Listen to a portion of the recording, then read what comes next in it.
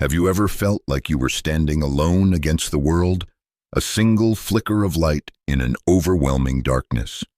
The story you are about to hear is for you.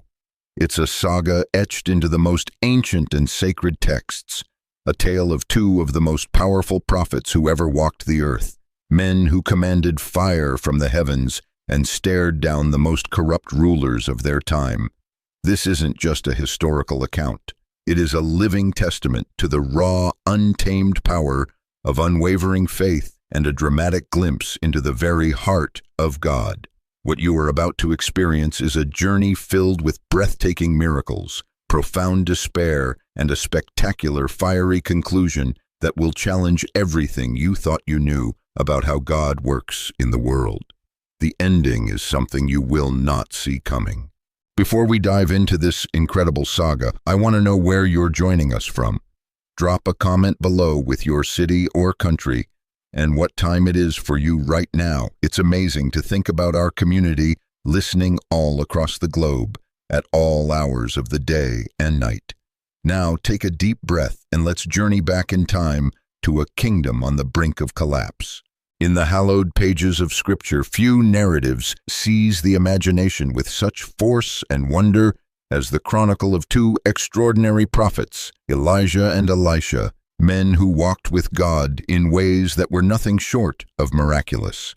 They lived and ministered during one of the bleakest and most spiritually desolate periods in the history of Israel. At a time when the nation had grievously turned its back on the Lord to worship lifeless idols and false gods, these men of unshakable conviction stood as beacons in the night. Through them, God performed miracles that defied the laws of nature, empowered them to confront and rebuke mighty kings, and demonstrated with undeniable power that the God of Israel was alive, active, and intimately involved in the lives of his people.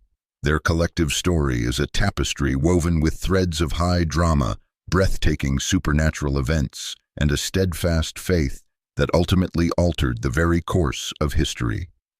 Join us as our channel explores the remarkable journey of these two monumental prophets, beginning with the sudden dramatic appearance of a courageous man from the wilderness, a man who would challenge an entire kingdom and call down fire from the heavens. The kingdom of Israel was enduring one of the most spiritually dark periods in its entire storied history under the reign of King Ahab. This was not merely a time of political instability or economic hardship. This was a crisis of the soul. The very spiritual foundation that had made Israel unique among all the nations of the earth was crumbling, disintegrating like a sandcastle against a relentless tide.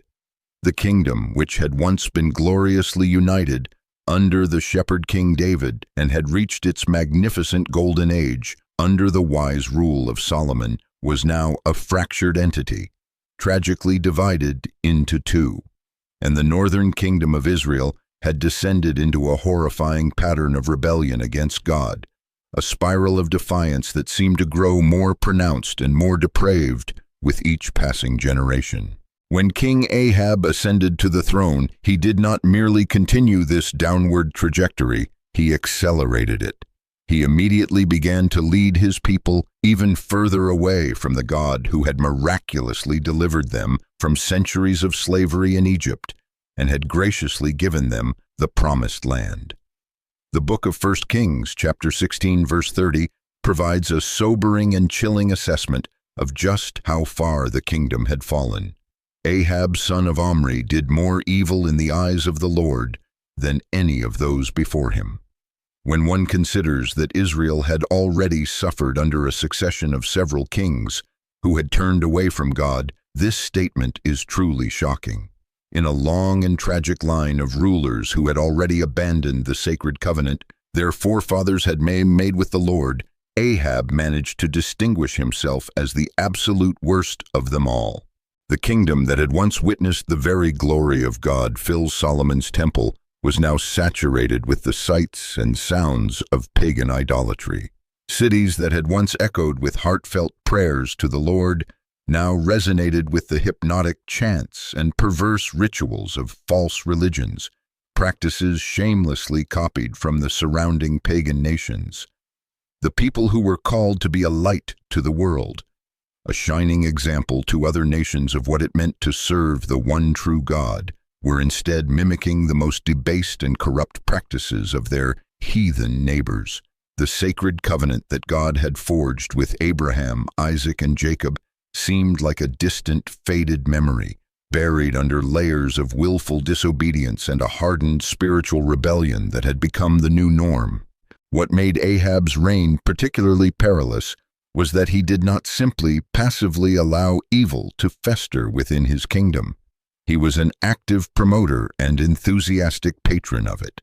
He personally commissioned the construction of altars and opulent temples to false gods, established official priesthoods for these pagan religions, and cultivated an environment where serving the true God of Israel became increasingly difficult, marginalized, and ultimately a life-threatening choice. The moral and spiritual decay that was eroding the very soul of Israel was not a passive process of neglect. It was being intentionally and systematically cultivated and nourished by the very man who was supposed to be the nation's protector and its guide in the ways and laws of God. This already dire situation in Israel took a dramatic turn for the worse when King Ahab made one of the most destructive and consequential decisions in the entire history of the kingdom. He chose to marry a foreign princess named Jezebel. This marriage was far more than a simple political alliance between two neighboring kingdoms, a common practice for royal families in those days.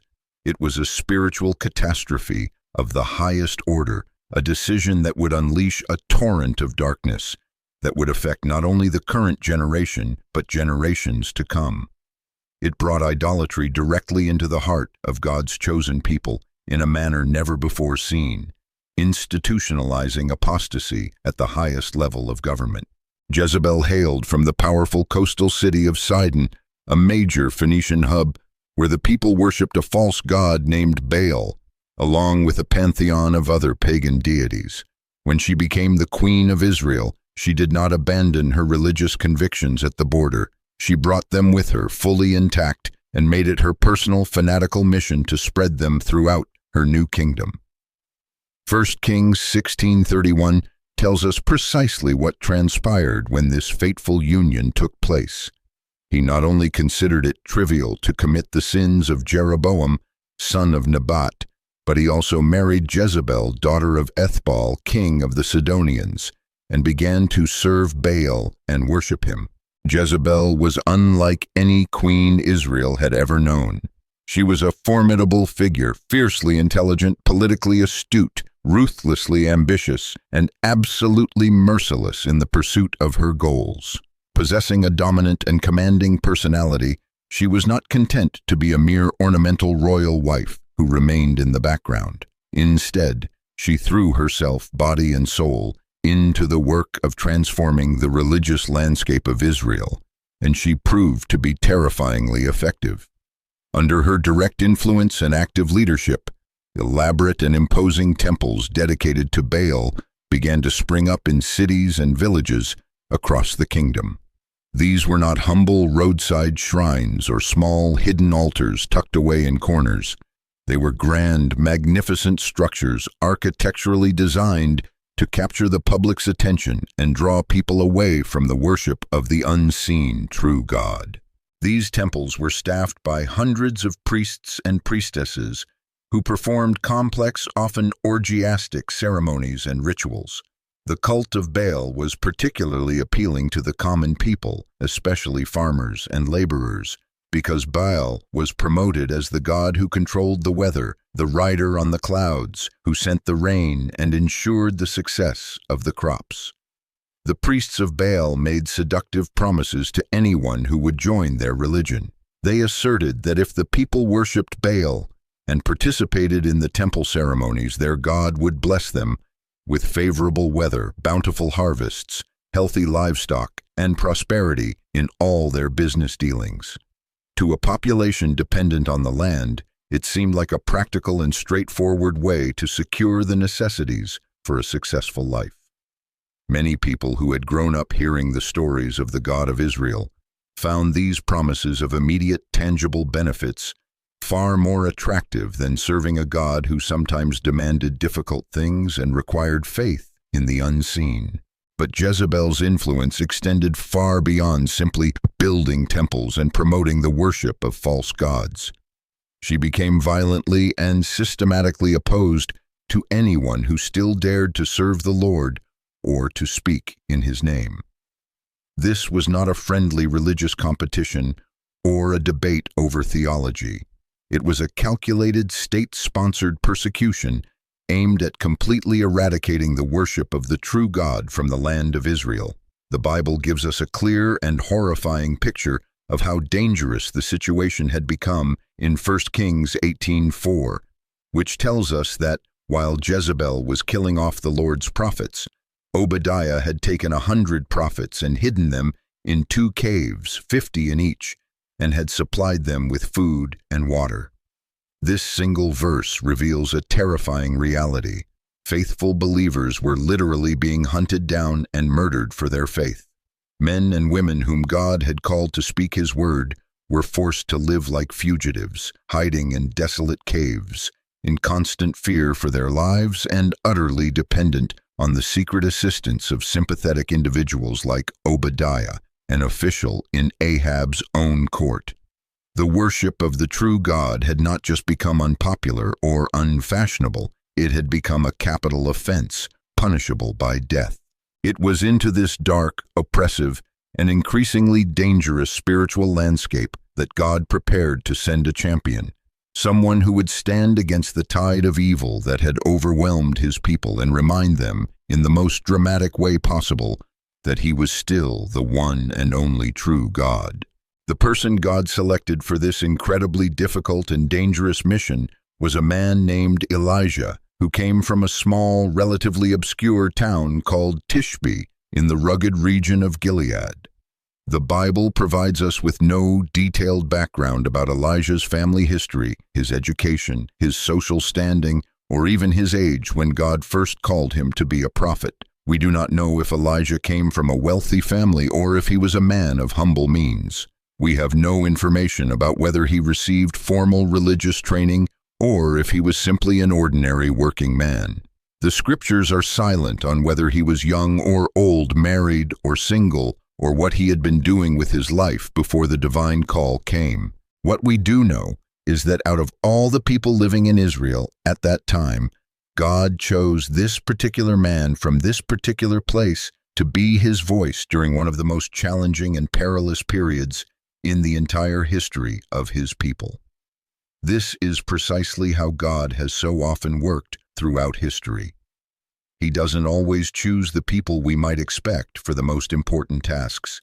He frequently selects ordinary people from ordinary places to accomplish extraordinary things for his kingdom. He doesn't necessarily look for the wealthiest, the most educated, the most powerful, or the most famous individuals.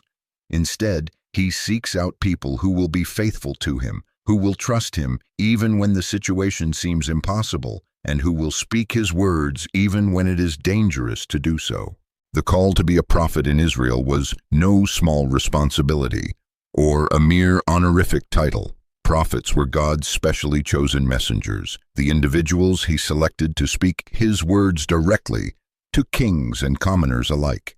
They had to be brave enough to speak the truth, even when it would infuriate the powerful, faithful enough to trust God's promises, even when circumstances seemed to contradict them, and strong enough to stand alone when everyone else had given up or turned away. God was about to ask Elijah to confront the most powerful and dangerous people in the entire kingdom. He would have to challenge a religious system that most people had accepted, and which was backed by the full authority of the royal court. He would have to speak out against practices that were popular and alluring to many. And he would have to do all of this knowing that Queen Jezebel had already demonstrated her willingness to murder anyone who opposed her religious agenda. It was a mission that would demand unbelievable courage, unshakable faith, and a complete and total reliance on God's protection and provision. When Elijah first appears on the pages of Scripture, It is one of the most dramatic and unexpected entrances in the entire Bible. There is no gradual introduction that helps us get to know this character. There is no background information explaining who he is, where he came from, or how he became a prophet. There is no description of how he gained access to the royal court or arranged for an audience with the king. Instead, 1 Kings 17:1 simply thrusts us directly into the middle of an incredible confrontation. Now Elijah the Tishbite from Tishbe in Gilead said to Ahab, "As the Lord, the God of Israel lives, whom I serve, there will be neither dew nor rain in the next few years, except at my word." The sheer audacity of this moment is almost impossible to fully appreciate without understanding the atmosphere and the power dynamics involved. King Ahab was not just any political leader. He was an absolute monarch who held the power of life and death over every single person in his kingdom. He lived in a magnificent palace surrounded by guards, advisors, courtiers, and servants. He wore expensive clothes, ate the finest food, and commanded armies. He could have anyone arrested, imprisoned, tortured, or executed with nothing more than a spoken command. Into this atmosphere of royal power and luxury walks this unknown man from a small town most people had probably never even heard of. Elijah doesn't ask for permission to speak or apologize for interrupting important royal business. He doesn't bow or scrape or show the kind of elaborate deference that kings expected from their subjects. He doesn't try to soften his message or make it more palatable. Instead, he marches straight up to the most powerful man in the kingdom and delivers a prophecy that will impact every single person in Israel. The way Elijah begins his message is particularly significant. When he says, "As the Lord, the God of Israel, lives, whom I serve," he is making it perfectly clear that he is not speaking his own words or expressing his own opinion about current events. He is not making a political speech or offering advice based on his own wisdom and experience. Instead, he is speaking with the authority that comes only from being a chosen messenger of God, delivering a word that comes directly from the throne room of heaven. The phrase, "the God of Israel," was especially important in this context because it identified precisely which God Elijah was representing. This was not Baal, the false god that Jezebel was promoting throughout the kingdom. This was not any of the other pagan deities that the surrounding nations worshipped. This was the God of Abraham, Isaac, and Jacob, the God who had brought the Israelites out of slavery in Egypt, who had given them the promised land, and who had established his covenant with them at Mount Sinai. The message that Elijah delivered to King Ahab was absolutely devastating in its implications for the entire kingdom of Israel when he declared, "There will be neither dew nor rain in the next few years, except at my word." He was not talking about a minor inconvenience or a temporary disruption of normal weather patterns. He was predicting a severe, prolonged drought that would last for several years and would affect every aspect of life for every single person in the kingdom, from the wealthiest nobles to the poorest farmers. In an agricultural society like ancient Israel, where most people made their living by farming or raising livestock, rain wasn't just important. It was literally a matter of life and death. The entire economy depended on successful harvests, and successful harvests depended completely on having adequate rainfall at the right times of the year. Without rain, crops would wither and die in the fields. Pastures would turn brown and provide no food for cattle, sheep, and goats. Wells and springs would dry up, leaving communities without sources of fresh water. The timing of the rains was particularly crucial in the climate of the ancient Near East. There were specific seasons when farmers needed rain to plant their crops, other times when they needed it for the crops to grow properly, and still other periods when too much rain could ruin a crop that was ready to be harvested. The people of Israel had learned over generations exactly when to expect rain and how to plan their agricultural activities around the normal weather patterns. Elijah's prophecy meant that this entire system of predictability was about to disappear completely. But this drought was far more than just a natural disaster or an unfortunate change in weather patterns. It was a direct spiritual showdown between the God of Israel and the false god Baal, whom so many people had begun to worship under the influence of Queen Jezebel. The followers of Baal made elaborate claims about their god's power and abilities. They insisted that Baal was the one who controlled the storms, who decided when and where it would rain, and who determined whether the harvests would succeed or fail. The priests of Baal had developed complex rituals and ceremonies that were supposedly designed to please their god and persuade him to send the weather that the people needed for their crops and livestock. They taught that if people participated in these ceremonies, made the right sacrifices, and followed the correct procedures, Baal would reward them with good weather and prosperous harvests. Many people found these promises appealing because they seemed to offer a way to have some control over the forces of nature that so dramatically affected their daily lives. Now Elijah was saying that the true God of Israel was about to demonstrate once and for all who was really in charge of the rain and the weather.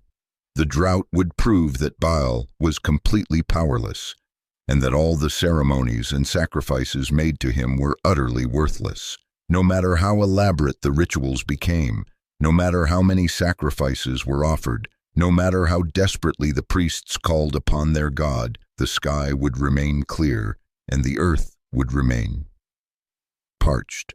The phrase, "accept at my word," was particularly significant because it made it clear that when the drought finally ended, it would not be because Baal had finally decided to answer the prayers of his followers. Instead, it would be because the God of Israel had chosen to end it, and he would do so through his chosen prophet, Elijah. This meant that the drought would demonstrate not only God's power to withhold rain, but also his power to send it when he decided the time was right. Immediately after delivering this earth-shattering prophecy to King Ahab, Elijah did not linger in the royal court to see the king's reaction or to answer questions about what he had just announced. He didn't stay to debate his message with the court advisors or to defend his prophecy against those who might doubt it. Instead, he followed the specific instructions that God had already given him about exactly what to do after his confrontation with the king was over. According to 1 Kings 17:2-3, then the word of the Lord came to Elijah, "Leave here, turn eastward, and hide in the Cherith ravine, east of the Jordan." The timing of this divine command reveals God's perfect wisdom and his careful planning for every detail of what was about to unfold. God knew that as soon as Elijah prophesied the drought, he would instantly become the most wanted man in the entire kingdom of Israel.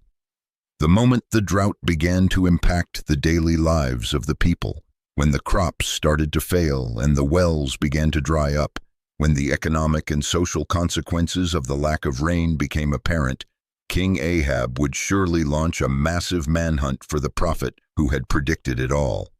The king would undoubtedly assume that if he could capture Elijah, he could somehow force him to reverse the catastrophe and bring back the rain the kingdom so desperately needed. The location that God chose for Elijah's hiding place was absolutely perfect for someone who needed to disappear completely from public view. The Cherith ravine was located east of the Jordan River, which meant it was outside the main territory of the kingdom of Israel and beyond the area where Ahab's soldiers would likely conduct their initial searches. It was in a remote, rugged, mountainous region where few people ever traveled, and where a person could remain hidden for months or even years without being discovered. The ravine itself provided natural shelter from the elements and from anyone who might be looking for him. The rocky walls would offer protection from the sun, wind, and rain, while also making it nearly impossible for search parties to spot him from a distance. There was also a brook running through the ravine, which provided a constant supply of fresh, clean water, something that would become increasingly precious as the drought continued and water sources throughout Israel began to dry up. God's instruction for Elijah to go to this specific location shows how meticulously the Lord had planned every aspect of what was about to happen. This was not a desperate escape plan hastily devised at the last minute when things became dangerous. Instead, it was part of God's perfect long-term strategy to protect his prophet during the difficult years that were to come, while also positioning him exactly where he needed to be for the next phase of God's plan to unfold. The command to hide in the ravine also shows us that God's plan involved more than just keeping Elijah safe from King Ahab's soldiers. During this time of concealment, Elijah would be completely removed from the public eye, unable to be influenced by the opinions of other people or the pressure of current events. He would be in a place where he could focus completely on his relationship with God, listening for his voice and preparing for whatever the Lord would ask him to do next. What happened next at the brook of Cherith was one of the most extraordinary and unexpected miracles recorded anywhere in the pages of Scripture. God had promised to take care of Elijah during his time of hiding in this remote location, but the method he chose to provide for his prophet was so unusual and so completely contrary to the normal order of nature that it would have been impossible for anyone to predict or imagine. According to 1 Kings 17:4, God gave Elijah this remarkable promise: "You will drink from the brook, and I have directed the ravens to supply you with food there." To fully appreciate how astonishing this promise was, you have to understand what ravens are like as birds. Ravens are not domesticated animals that have been trained to be helpful to humans. They are wild, aggressive scavengers and carrion eaters that are known for being completely self-serving and concerned only with their own survival. In the ancient world, ravens were often seen as symbols of death, bad luck, and despair. They were the kind of birds that would gather around battlefields to feed on the bodies of fallen soldiers. They were associated with decay and destruction rather than with provision and care. The idea that these particular birds would regularly and faithfully bring food to a human being was absolutely unthinkable under normal circumstances. But God had given these ravens a specific divine command, and they obeyed it with perfect consistency and reliability. 1 Kings 17:6 tells us exactly what happened. The ravens brought him bread and meat in the morning, and bread and meat in the evening, and he drank from the brook. Every day, twice a day, without fail, these wild birds arrived at the ravine, carrying precisely what Elijah needed to stay alive and healthy. The food they brought was not scraps of rotting meat or moldy breadcrumbs that they had scavenged from refuse heaps. It was good, fresh, nutritious food, bread and meat, that would have been fit for any person's meal. The bread was likely the kind of flatbread that was commonly eaten throughout the ancient Near East, while the meat provided the protein that Elijah needed to maintain his strength during this difficult time. This miraculous provision continued day after day, week after week, month after month, for what eventually amounted to years. The ravens never missed a scheduled delivery. They never brought spoiled or inadequate food. They never failed to show up at the appointed times. It was a supernatural demonstration of God's absolute power over his creation and his faithful, dependable care for those who trust and serve him.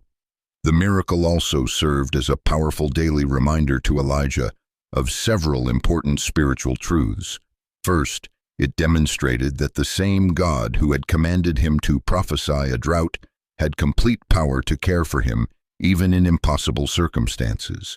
If God could make wild ravens act in a way that was completely contrary to their nature in order to feed his prophet, then he certainly had the power to control the weather according to his will and his perfect timing. Second, the daily arrival of the ravens reminded Elijah that God's provision was both supernatural and completely reliable. Even when everything else in the kingdom was falling apart because of the drought, even when other people were struggling to find food and water, God's care for his servant never wavered or failed. This would give Elijah the confidence he would need to continue trusting God through all the challenges that would lie ahead. While Elijah was safely hidden in the Cherith ravine, being miraculously fed by ravens twice a day and drinking fresh water from the brook, the rest of the kingdom of Israel began to experience the increasingly severe and devastating effects of the drought he had prophesied.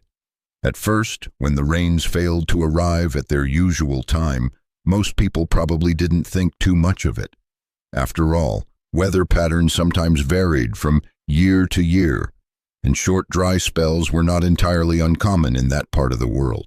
But as the weeks turned into months, and the months began to stretch into a full year, it became increasingly clear that something unprecedented and catastrophic was happening.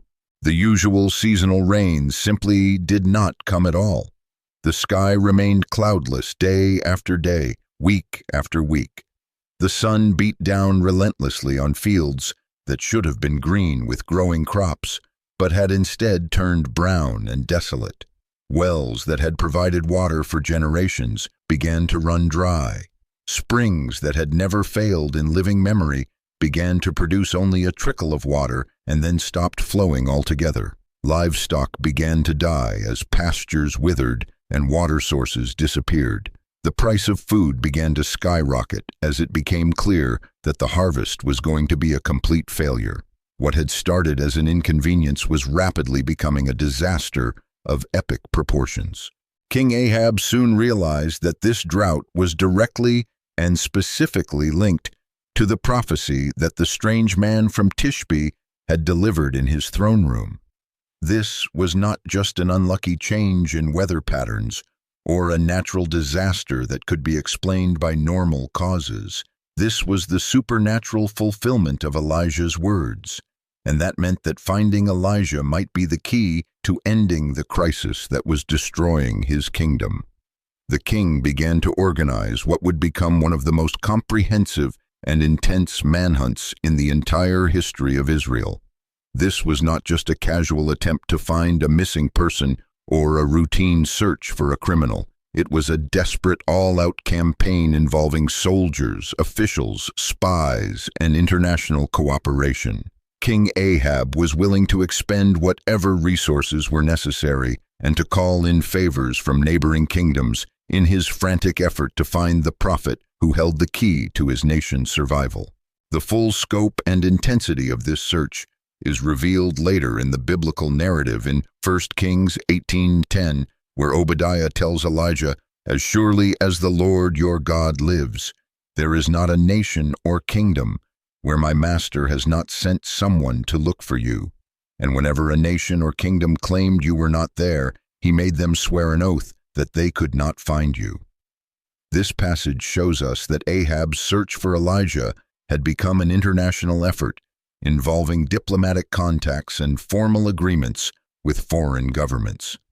The king's frantic and increasingly desperate search for Elijah reveals several important things about his state of mind and his understanding of what was happening to his kingdom. First, it proves beyond any doubt that even this wicked and rebellious ruler understood that the drought was supernatural rather than natural in origin. If Ahab had believed that the lack of rain was just a normal variation in weather patterns, he would not have devoted so much time, energy, and resources to hunting down a single man. Second, Ahab's relentless search demonstrates his desperate hope that he could somehow force Elijah to end the drought through threats, bargaining, or coercion. The king apparently believed that if he could just get his hands on the prophet, he could compel him to call upon his God to send rain and restore normal weather patterns to the kingdom. This shows that Ahab recognized and feared Elijah's power, even though he continued to refuse to acknowledge or submit to the God who had given Elijah that power. As the drought dragged on month after month and year after year, with no sign of relief, the search for Elijah became more and more intense and desperate. Harvests failed completely throughout the kingdom. Livestock died in massive numbers. People began to face genuine starvation as food supplies dwindled and prices soared beyond what ordinary families could afford. The priests of Baal tried every ritual, ceremony, and sacrifice they could think of to persuade their god to send rain, but their efforts were completely futile. Baal remained silent and powerless, unable to help his followers in their time of greatest need. Meanwhile, the man who had prophesied it all remained safely hidden under God's supernatural protection, sustained day after day by a miracle that demonstrated the Lord's complete faithfulness to those who trust him. The contrast could not have been more dramatic. While an entire kingdom suffered and its king desperately searched for answers, God's prophet lived in peace and security, cared for by the same divine power that was controlling the weather, and would, in his perfect time, bring the drought to an end. After Elijah had been hiding at the brook of Cherith for a considerable amount of time, being nourished by ravens and drinking from the stream, something began to change in his circumstances. The drought that he had prophesied was so severe and had lasted for so long that even the brook where he was living began to dry up. 1 Kings 17:7 tells us that sometime later the brook dried up because there had been no rain in the land. This was not just an inconvenience for Elijah. It was a clear signal that God was preparing to move him to the next phase of his plan. The Lord gave Elijah a new set of instructions that must have seemed quite surprising and even risky. According to 1 Kings 17:8-9, then the word of the Lord came to him, "Go at once to Zarephath in the region of Sidon and stay there. I have directed a widow there to supply you with food." Zarephath was located in Sidon, which was the homeland of Queen Jezebel and the very epicenter of Baal worship. For a Hebrew prophet who was being hunted by Jezebel's husband, this seemed like one of the most dangerous places he could possibly go. But God's ways are often completely different from what we might expect, and sometimes he places his people in situations that seem impossible in order to demonstrate his power and faithfulness. When Elijah arrived at the town gate of Zarephath, he saw a woman gathering sticks, and he knew immediately that this was the widow God had told him about. The conversation that followed reveals just how desperate the situation had become because of the prolonged drought. When Elijah asked the woman for a little water and a piece of bread, her response showed how close she was to complete starvation. 1 Kings 17:12 records her heartbreaking words. "As surely as the Lord your God lives," she replied, "I don't have any bread, only a handful of flour in a jar and a little olive oil in a jug. I am gathering a few sticks to take home and make a meal for myself and my son, that we may eat it and die." This woman had literally reached the end of her resources and was preparing what she believed would be the very last meal she and her child would ever eat.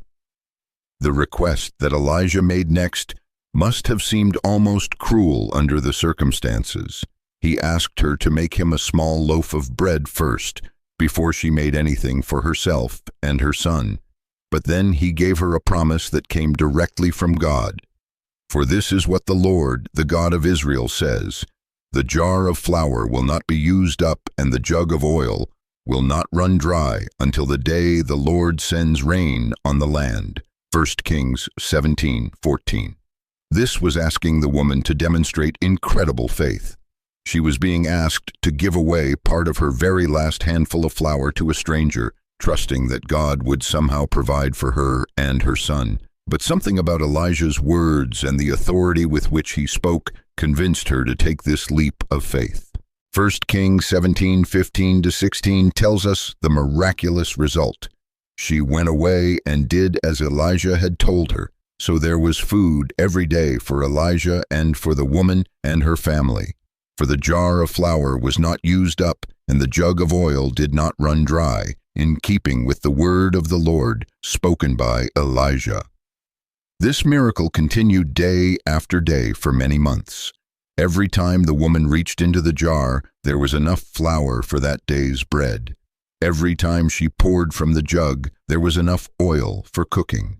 The supplies never ran out completely, but they also never accumulated beyond what was needed for each day. It was a perfect demonstration of God's ability to provide exactly what his people need when they need it, even in the most impossible of circumstances. The miraculous provision of flour and oil continued for a long time, creating a peaceful and secure environment where Elijah could continue to serve God, while remaining hidden from the searching soldiers of King Ahab. The widow and her son were saved from starvation, and they were learning to trust the God of Israel by witnessing his daily provision in their own home. But then something happened that would test everyone's faith, in a way that the food miracle had not.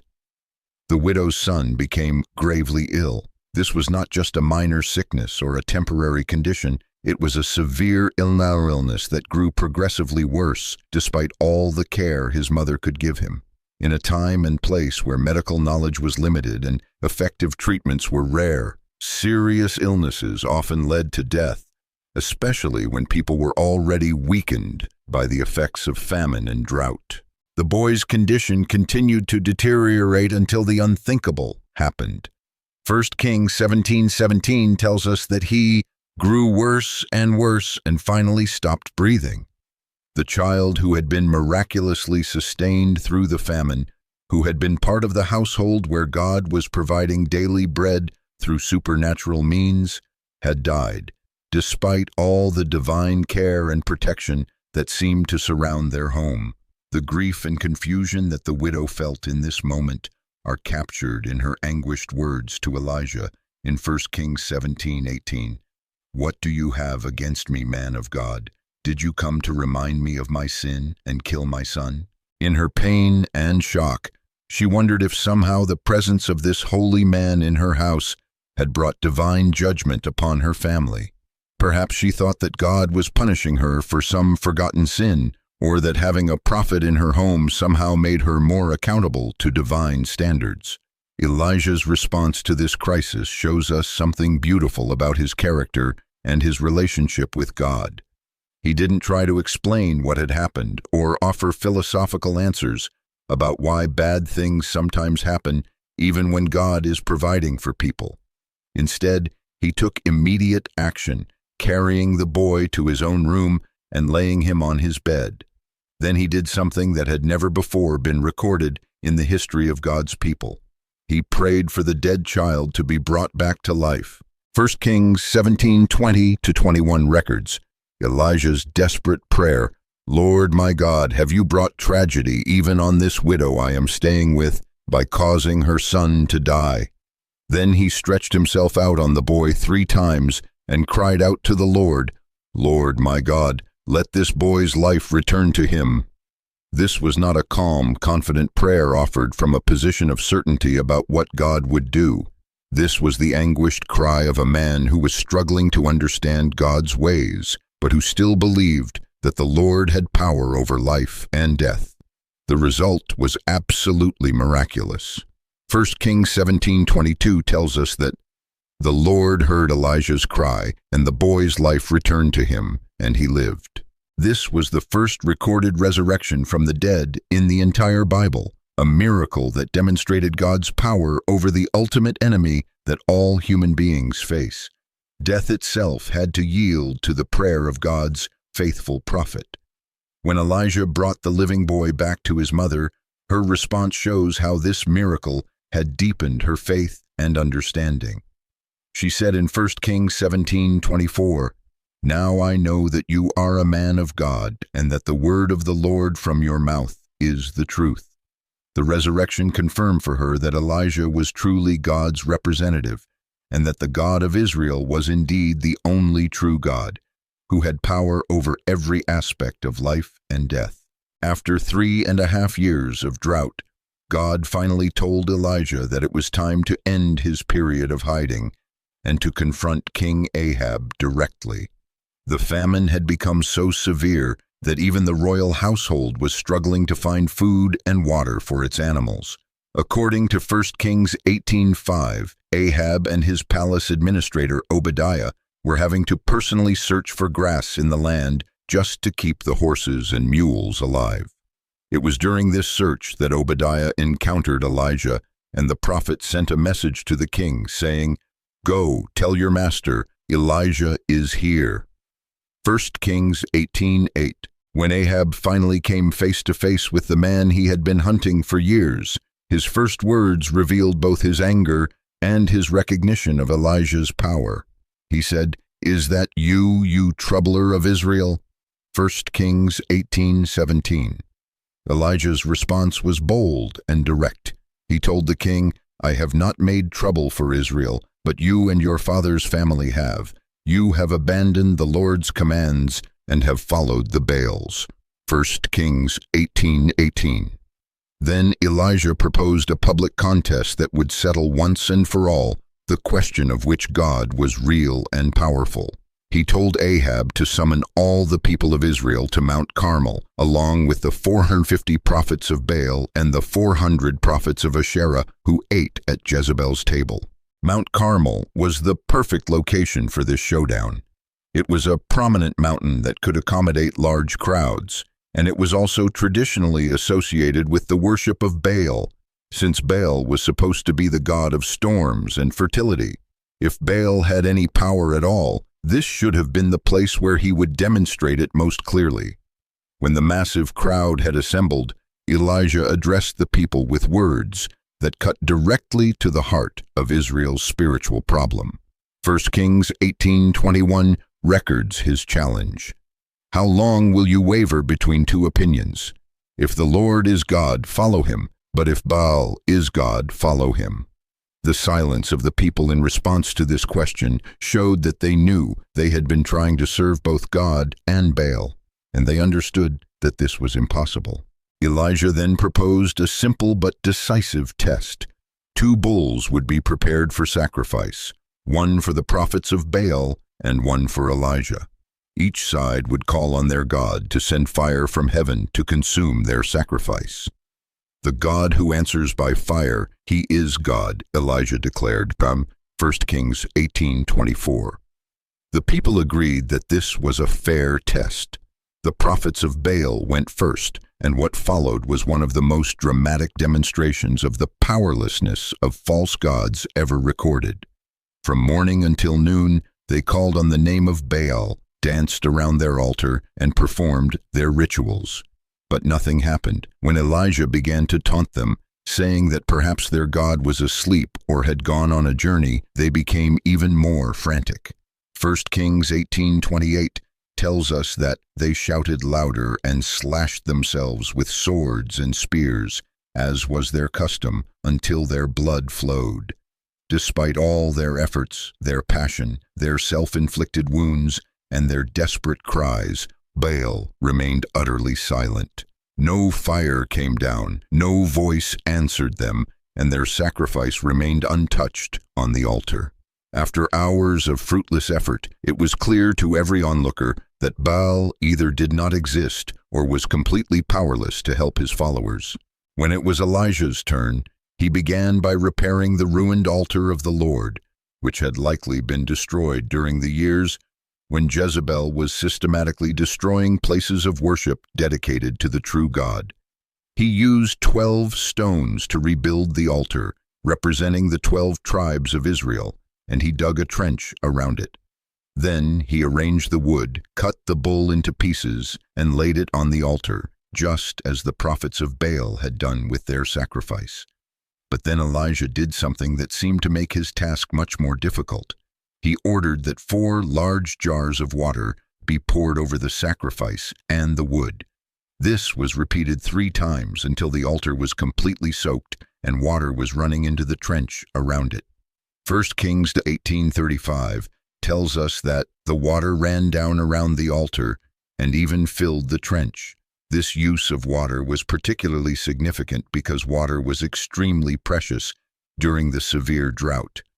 The fact that Elijah was willing to pour out so much of it demonstrated his complete confidence that God would answer his prayer.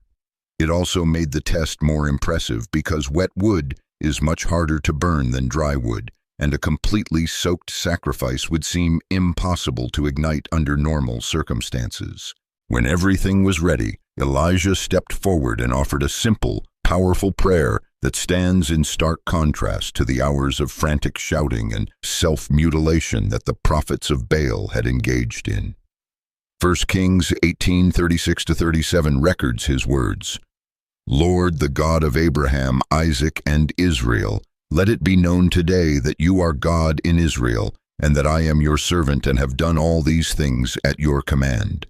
Answer me, Lord, answer me, so these people will know that you, Lord, are God, and that you are turning their hearts back again." The response was immediate and overwhelming. 1 Kings 18:38 tells us what happened. "Then the fire of the Lord fell and burned up the sacrifice, the wood, the stones, and the soil, and also licked up the water in the trench."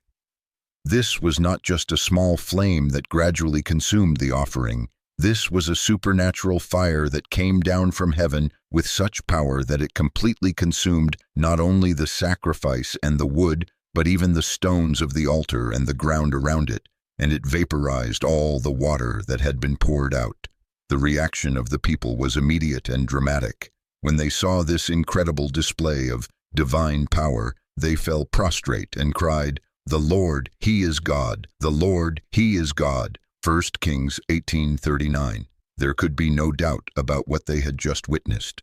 The God of Israel had demonstrated His reality and His power in a way that was undeniable and overwhelming. The display of God's power on Mount Carmel had settled the question of which God was real once and for all. But Elijah knew that the spiritual battle was not yet complete. The prophets of Baal, who had just been exposed as false teachers, were still alive and still capable of misleading the people in the future. According to the law that God had given to Moses, false prophets who led people away from the true God were to be put to death. Elijah commanded the people, "Seize the prophets of Baal. Don't let anyone get away." 1 Kings 18:40. The crowd, still overwhelmed by what they had seen, and now fully convinced that these men had been deceiving them, captured all 450 prophets of Baal. Elijah then took them down to the Kishon Valley, where they were executed in accordance with the divine law. This action might seem harsh by modern standards, but it was necessary to complete the spiritual cleansing that had begun on Mount Carmel.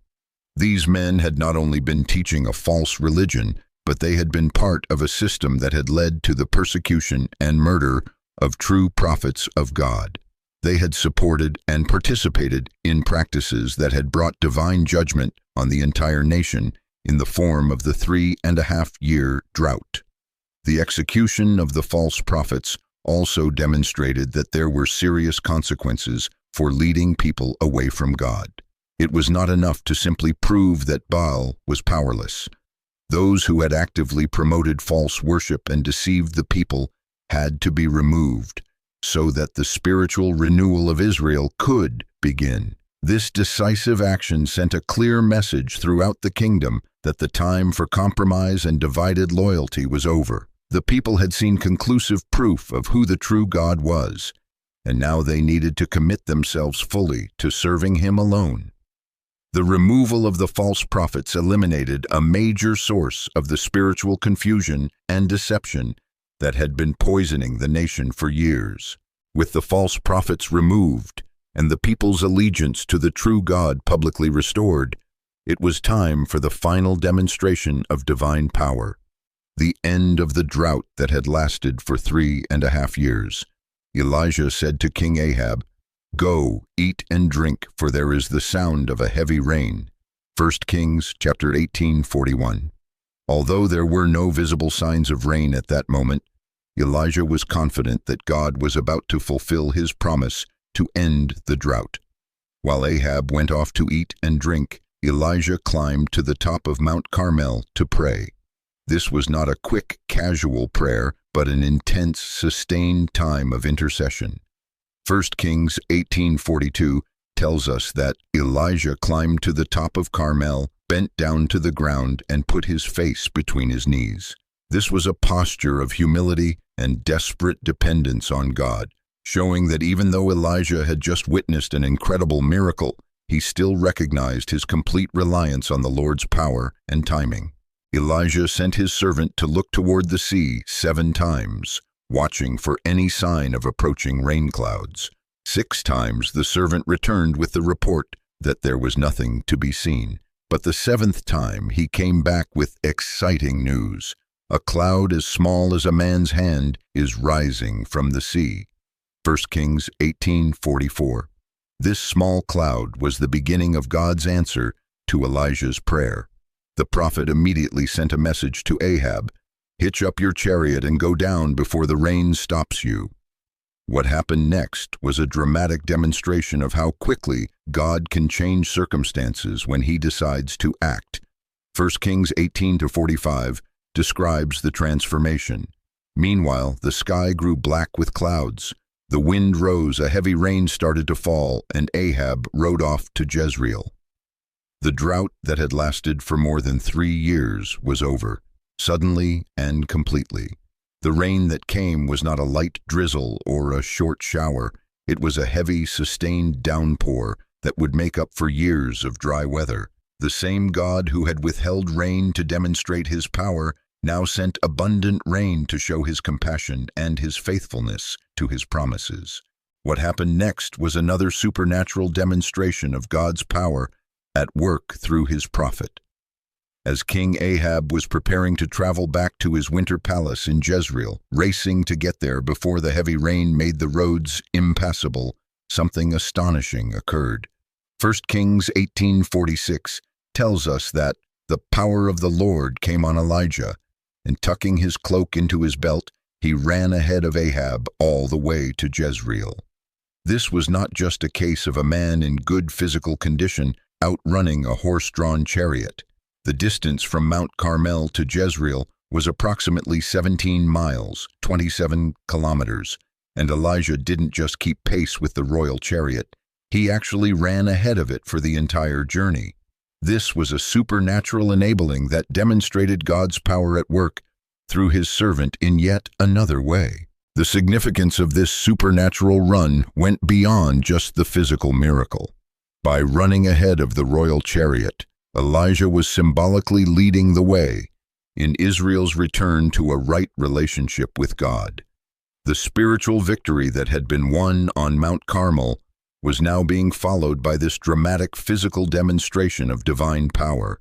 This act also showed honor and respect for the position of the king, even though Ahab had been leading the nation in the wrong direction spiritually.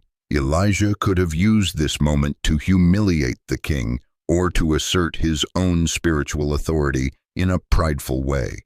Instead, he acted as a herald, running ahead to announce the king's arrival in a way that showed proper respect for the office, even while maintaining his prophetic authority.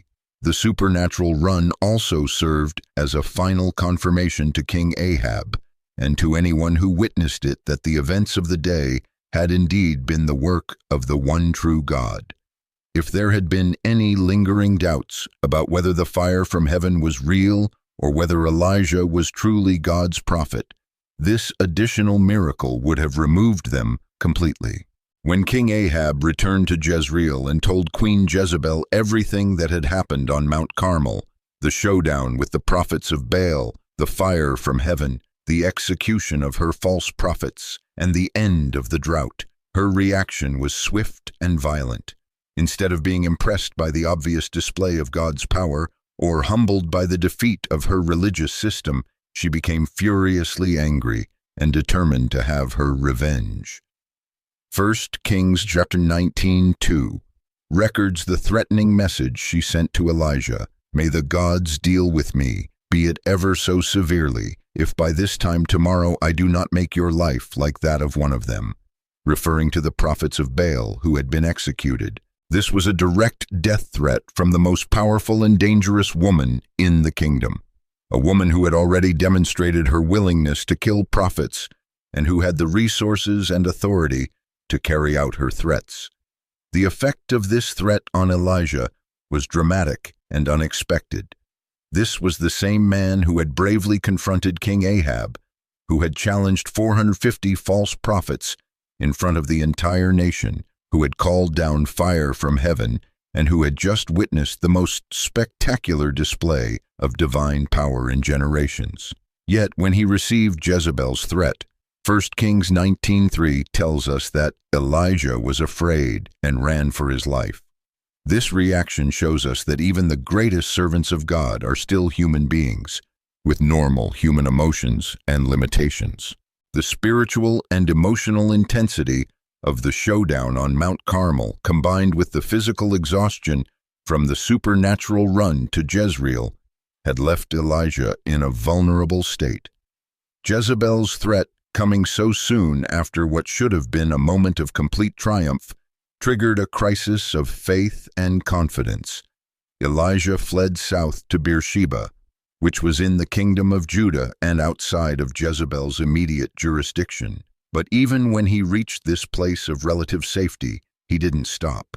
Instead, he left his servant there and continued on alone into the desert wilderness, carrying with him the overwhelming sense of discouragement and despair that had driven him to flee in the first place. The man who had just experienced one of the greatest spiritual victories in Israel's history was about to face one of the darkest periods of his own spiritual journey. Elijah's journey into the wilderness after fleeing Jezebel's threats led him to a state of complete physical and emotional exhaustion. He traveled for a full day into the desert, beyond Beersheba, until he could go no further, finding himself under a solitary broom tree. He collapsed and prayed a prayer that revealed the depths of his despair. 1 Kings 19:4 records his anguished words, "I have had enough, Lord. Take my life. I am no better than my ancestors." This was not just physical fatigue speaking. This was the cry of a man whose faith had been shaken to its core. Despite having just witnessed one of the most spectacular displays of God's power in human history, Elijah felt like a complete failure. The spiritual victory on Mount Carmel seemed meaningless now that Jezebel was still in power and still determined to destroy him. He felt alone, defeated, and convinced that his ministry had accomplished nothing of lasting value. But God's response to his discouraged servant was marked by incredible tenderness and care. Instead of rebuking Elijah for his lack of faith or reminding him of the great miracle he had just witnessed, the Lord sent an angel to provide for his physical needs. The angel touched him gently and said, "Get up and eat." 1 Kings 19:5. When Elijah looked around, he found a freshly baked cake of bread and a jar of water that had been miraculously provided for him. After eating and drinking, Elijah lay down again, but the angel returned a second time with the same gentle command, "Get up and eat, for the journey is too much for you." 1 Kings 19:7. This second provision was not just about immediate hunger, it was a preparation for the long journey that lay ahead. God knew that Elijah needed both physical and spiritual restoration before he could receive the new directions that were to come. Strengthened by this supernatural nourishment, Elijah traveled for 40 days and 40 nights until he reached Mount Horeb, also known as Mount Sinai, the very same mountain where God had given the 10 Commandments to Moses centuries before. This was not a random destination. Horeb was the mountain of God, the place where the covenant between God and Israel had been established, and where many of the greatest encounters between God and his people had taken place. When Elijah arrived at Mount Horeb, he found a cave where he could take shelter, and there he spent the night. It was in this cave that God came to him with a question that went directly to the heart of his spiritual crisis. The Lord asked him, "What are you doing here, Elijah?" 1 Kings 9. This wasn't because God didn't know where Elijah was or why he had come. It was an invitation for the prophet to honestly express his feelings and concerns. Elijah's response revealed the full extent of his discouragement and his sense of isolation. In 1 Kings 19:10, he poured out his heart. "I have been very zealous for the Lord God Almighty. The Israelites have rejected your covenant, torn down your altars, and put your prophets to death with the sword. I am the only one left, and now they are trying to kill me too."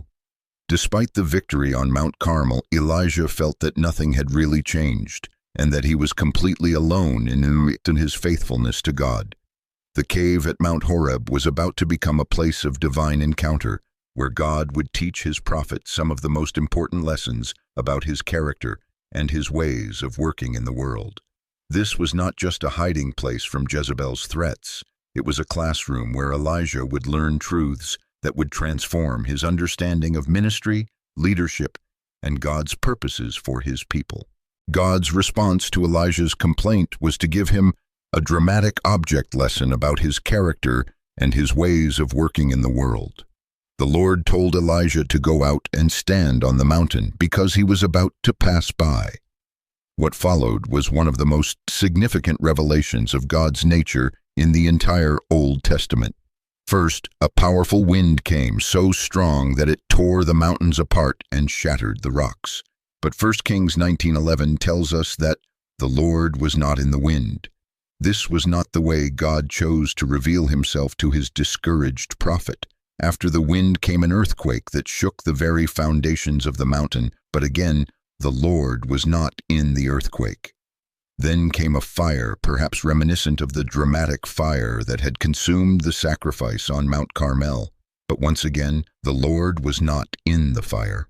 After all these dramatic displays of natural power, something entirely different occurred.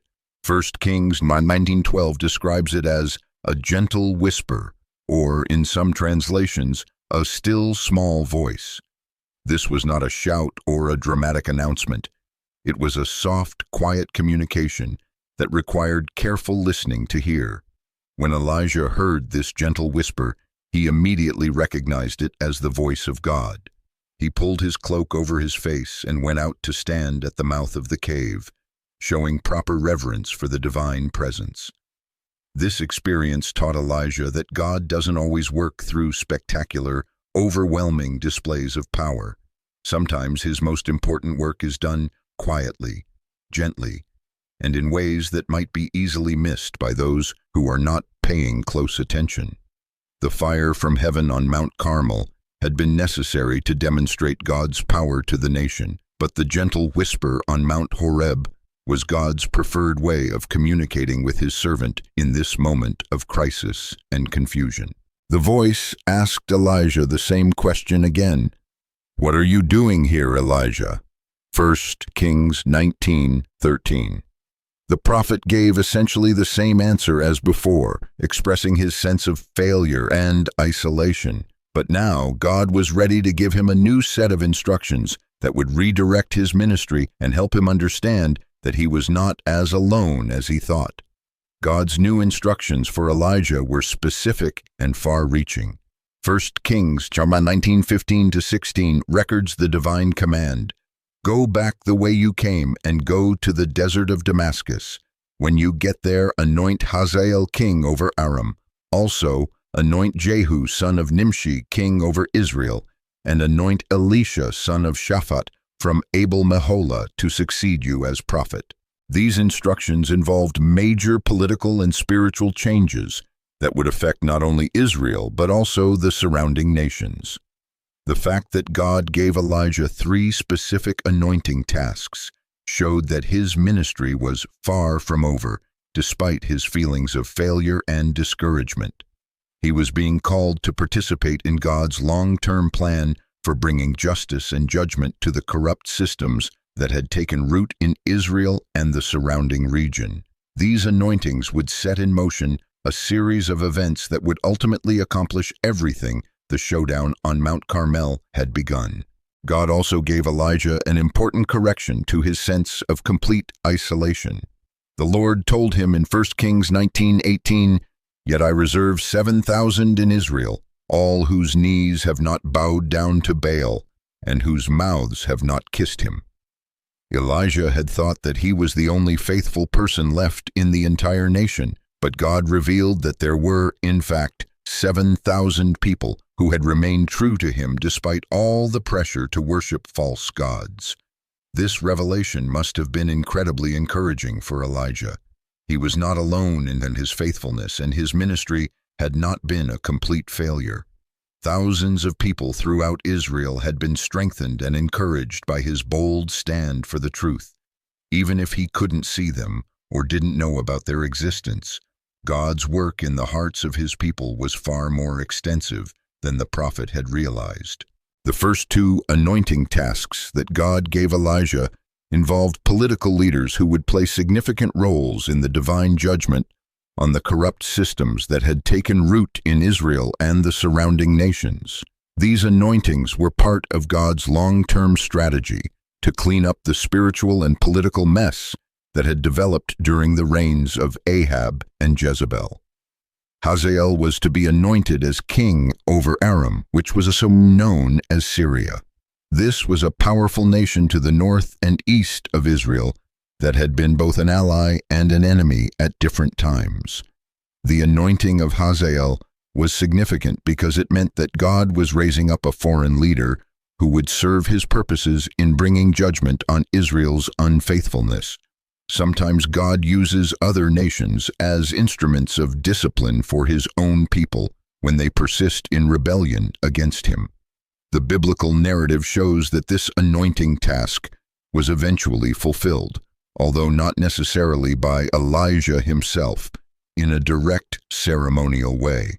2 Kings 8:7-15 describes how the prophet Elisha later met Hazael and prophesied that he would become king of Aram. Hazael did indeed become a powerful ruler who brought significant military pressure to bear on Israel during the reigns of several kings, serving as an instrument of divine discipline for the nation's continued unfaithfulness. The second political anointing involved Jehu, the son of Nimshi, who was to be anointed as king over Israel. This was perhaps even more significant than the anointing of Hazael because it involved a complete change of dynasty within Israel itself. Jehu would be called upon to bring an end to the house of Ahab and to destroy the cult of Baal that Jezebel had established throughout the kingdom.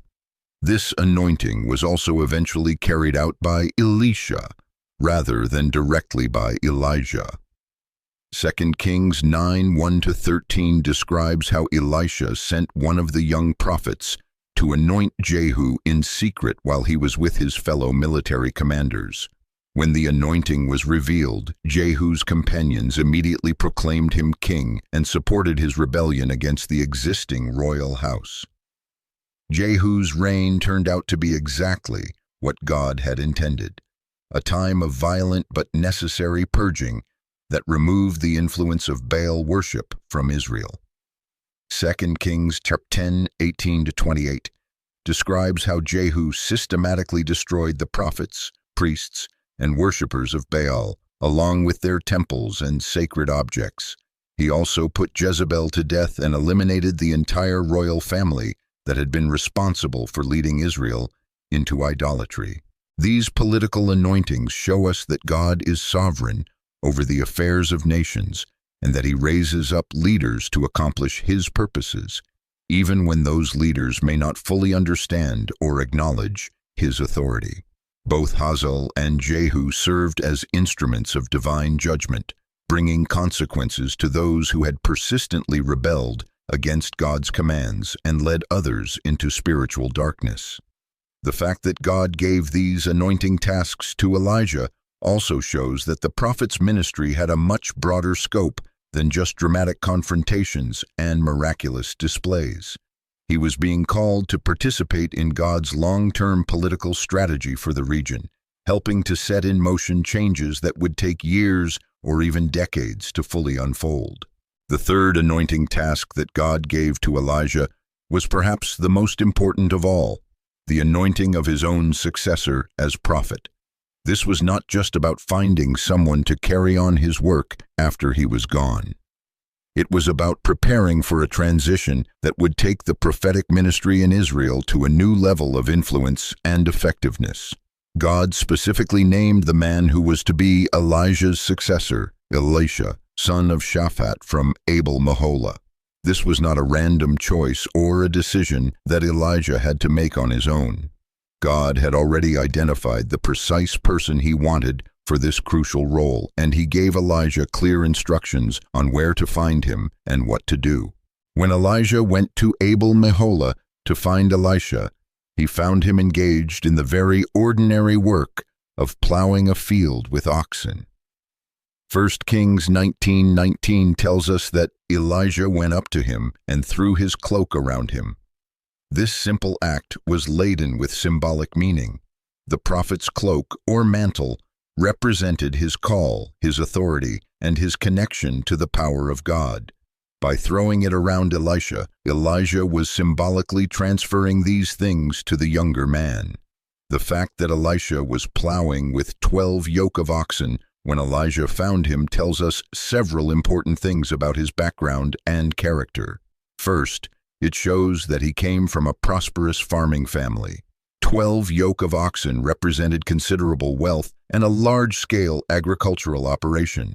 This was not a poor man who was desperately looking for a way to escape his circumstances. This was someone who would be giving up a comfortable and successful life to follow God's call. Second, the fact that Elisha was actively working in the field, apparently driving the 12th yoke himself, shows that he was not afraid of hard work and that he was willing to do what was necessary to get the job done. These character qualities would serve him well in the demanding life of a prophet, where he would often face difficult and dangerous situations that would require both physical and spiritual endurance. Elisha's immediate response to Elijah's symbolic act was significant. He instantly understood what was being offered to him, and he was willing to accept the call. However, he asked for permission to say goodbye to his parents first. "Let me kiss my father and mother goodbye, and then I will come with you." 1 Kings 19:20. This was a reasonable request that showed his respect for his family and his understanding of the magnitude of the decision he was making. Elijah's response was a bit cryptic at first glance. "Go back. What have I done to you?" 1 Kings 19:20. Some interpreters see this as a test of Elisha's commitment, while others see it as Elijah giving him complete freedom to make his own choice, without any pressure or coercion. In either case, it was clear that Elisha had to make his own decision about whether to follow the prophetic call. What Elisha did next demonstrated the depth of his commitment and the finality of his decision. He went back to his oxen, slaughtered them, and used the wooden plow as fuel to cook the meat. Then he gave the meat to his fellow workers as a farewell feast. This was not just saying goodbye, this was burning his bridges behind him. By destroying his farm implements and slaughtering his oxen, Elisha was making it impossible to return to his former way of life. 1 Kings 19:21 concludes this momentous encounter by telling us that, "Then he set out to follow Elijah and became his servant." The word servant here does not mean that Elisha became a slave or a low-ranking laborer. Rather, it indicates that he entered into an apprenticeship relationship, where he would learn from Elijah and gradually take on more and more responsibility in the prophetic ministry. Elisha's sacrifice of the oxen and the destruction of his plowing equipment was one of the most significant moments in the entire process of the prophetic transition from Elijah to his successor. This was not just a ceremonial gesture or a symbolic act. It was a complete and irreversible commitment to the new life that God was calling him to live. By slaughtering the oxen that were his livelihood and burning the wooden yokes and plow that were his tools of the trade, Elisha was demonstrating several important spiritual principles. First, he was showing that his commitment to follow God's call was absolute and unconditional. There would be no looking back, no second thoughts, and no possibility of returning to his former way of life if the prophetic ministry proved to be more difficult than he had anticipated. Second, the sacrifice showed that Elisha understood the cost of following God's call. He was not naive about what he was giving up or unrealistic about what lay ahead. He knew that the life of a prophet was dangerous, demanding, and often lonely. By willingly destroying his means of returning to a comfortable life, he was acknowledging that he was choosing the more difficult path because he believed it was what God wanted him to do. Third, The public nature of the sacrifice and the subsequent feast served as a witness to his family, friends, and community about the decision he had made. Everyone who ate the meat from the sacrificed oxen would remember this moment and understand that Elisha had made a permanent commitment to serve God as a prophet. This public declaration would also serve as a source of accountability, making it more difficult for him to change his mind later on when hardships arose. The feast itself was significant because it showed that Elisha's decision to follow God's call was not just about personal spiritual fulfillment. It was about serving others and providing for their needs. Even in the act of leaving his old life behind, he was already demonstrating the heart of a servant that would characterize his entire prophetic ministry. The sacrifice also demonstrated Elisha's faith in God's ability to provide for him in his new calling. By destroying his source of income and his means of producing food, he was placing himself in a position of complete dependence on God's provision. This act of faith would be remembered and reinforced throughout his years of ministry as he witnessed God's faithful care for those who trust him completely. The timing of this sacrifice was also important. Elisha didn't wait until he had gradually phased out of farming or until he had built up alternative sources of income. He made a complete and immediate break with his past, demonstrating that when God calls, the appropriate response is immediate obedience rather than a gradual transition or a careful preparation for all possible eventualities. This moment also established the pattern that would characterize Elisha's entire relationship with Elijah and his approach to learning the prophetic ministry. He did not try to maintain his independence or keep his options open. Instead, he completely dedicated himself to learning from his mentor and serving God's purposes, regardless of personal cost or discomfort. After Elisha's dramatic farewell to his former life, he began a period of intense training and preparation under the direct supervision of Elijah. This was not a brief orientation or a short-term internship. It was an extended apprenticeship that would last for several years and would fully prepare Elisha for the demanding ministry that lay ahead of him. The relationship between Elijah and Elisha during this period was characterized by close companionship and mutual respect. Elisha did not just observe Elijah's ministry from a distance or receive occasional instruction when it was convenient. Instead, he became Elijah's constant companion, traveling with him, assisting him in his daily activities, and learning through direct participation in the work of a prophet. 2 Kings 3:11 gives us a glimpse into the nature of this relationship when it mentions that Elisha used to pour water on the hands of Elijah. This was a reference to the common practice of servants assisting their masters with personal hygiene and daily needs. However, in the context of prophetic training, this kind of personal service had a much deeper meaning. It showed that Elisha was learning to be a servant before he would be called to be a leader. During this apprenticeship period, Elisha would have witnessed many aspects of Elijah's ministry that are not recorded in the biblical narrative. He would have seen how Elijah prayed, how he heard from God, how he dealt with difficult people and challenging situations, and how he maintained his faith during times of discouragement and opposition. This kind of close observation and hands-on learning was far more valuable than any theoretical instruction could ever be. The apprenticeship also provided Elisha with opportunities to gradually take on more responsibility and to develop his own spiritual gifts and abilities. While Elijah remained the senior prophet and the primary leader, Elisha would have been given increasingly important tasks and would have begun to exercise his own prophetic calling under the careful supervision and guidance of Elijah. This extended training period was important for several reasons.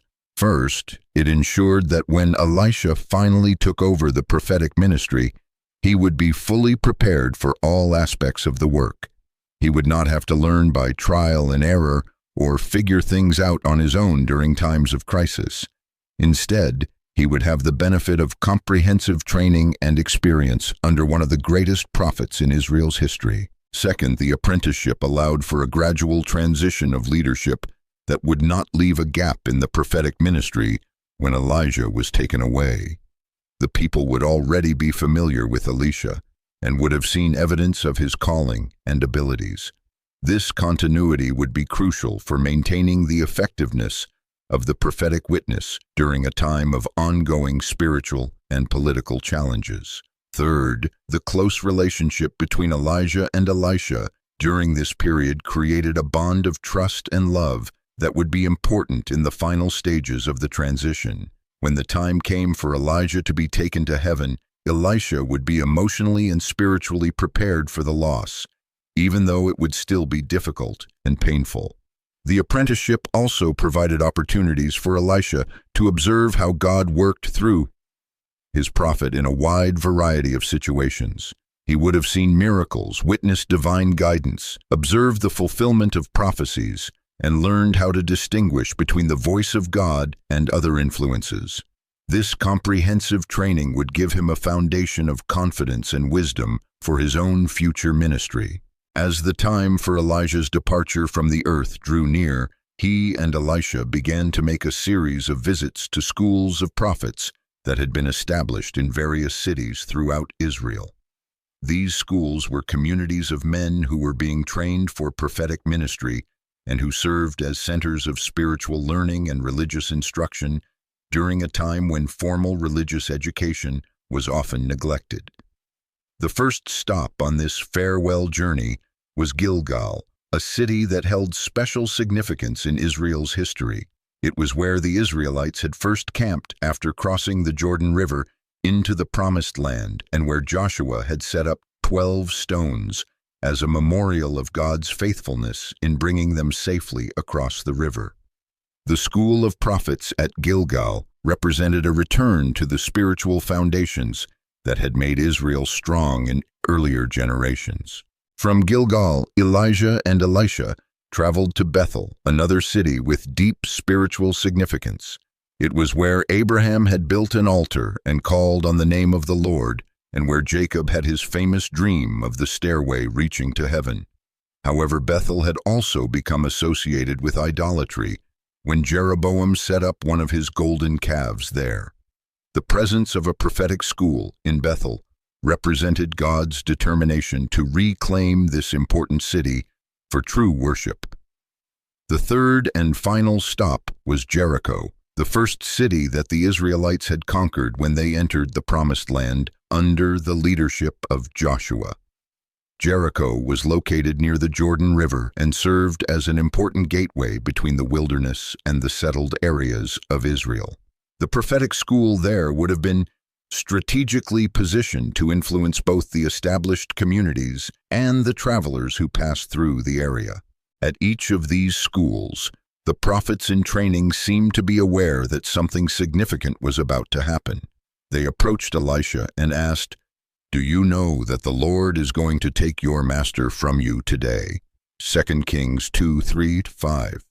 This suggests that God had revealed to the prophetic community that Elijah's time on earth was coming to an end and that a major transition was about to take place. Elisha's response to these questions was always the same: "Yes, I know, but be quiet." 2 Kings 2:3-5. This was not a display of rudeness or an unwillingness to discuss the situation. Rather, it showed that Elisha was aware of what was coming, but chose to focus on making the most of his remaining time with his mentor, rather than dwelling on the sorrow of the approaching separation. These visits to the schools of prophets served several important purposes. First, they gave Elijah a chance to offer final instructions and encouragement to the younger men who would be carrying on the prophetic ministry after he was gone. His presence and blessing would have strengthened their resolve and given them confidence for the difficult work that lay ahead. Second, the visits allowed Elisha to be formally presented to the prophetic community as Elijah's appointed successor. The men in these schools would be his colleagues and supporters in the years to come, and it was important for them to understand the transition that was taking place and to give their recognition and support to the new leadership. Third, the journey to these three cities created opportunities for final conversations and instructions between Elijah and Elisha. As they traveled together and participated in the activities at each school, they would have had time to discuss important matters and to complete any unfinished business in Elisha's training. The fact that the prophets in all three schools were aware of Elijah's impending departure shows that this was not a sudden or unexpected event. God had been preparing the prophetic community for this transition, and the visits to the schools were part of the careful, orderly process by which the change of leadership was being accomplished. As Elijah and Elisha finished their visits to the schools of prophets and prepared for the final stage of their journey together, supernatural signs began to appear that confirmed the approaching end of Elijah's earthly ministry. These signs served as a divine confirmation of what was about to happen and helped to prepare both Elisha and the watching prophetic community for the extraordinary event that was to come. Throughout their journey from city to city, there was an unusual sense of anticipation and solemnity. The prophets at each school demonstrated a supernatural knowledge of what was about to occur, asking Elisha if he knew that his master was going to be taken from him on that very day. This widespread awareness among the prophetic community was not based on natural observation or logical deduction. It was the result of a divine revelation that God had granted to his servants. The supernatural atmosphere became even more pronounced as Elijah and Elisha headed toward the Jordan River for the final phase of their journey together. At each stop along the way, Elijah tested Elisha's commitment by suggesting that he stay behind while Elijah continued on alone. Each time, Elisha refused to be separated from his mentor, declaring with increasing intensity, "As surely as the Lord lives and as you live, I will not leave you." 2 Kings 2:2-4-6. This repeated testing was not because Elijah doubted Elisha's commitment or wanted to discourage him from continuing the journey. Rather, it was a final confirmation that Elisha's dedication was complete and unconditional. The supernatural events that were about to take place would require absolute faith and unwavering perseverance.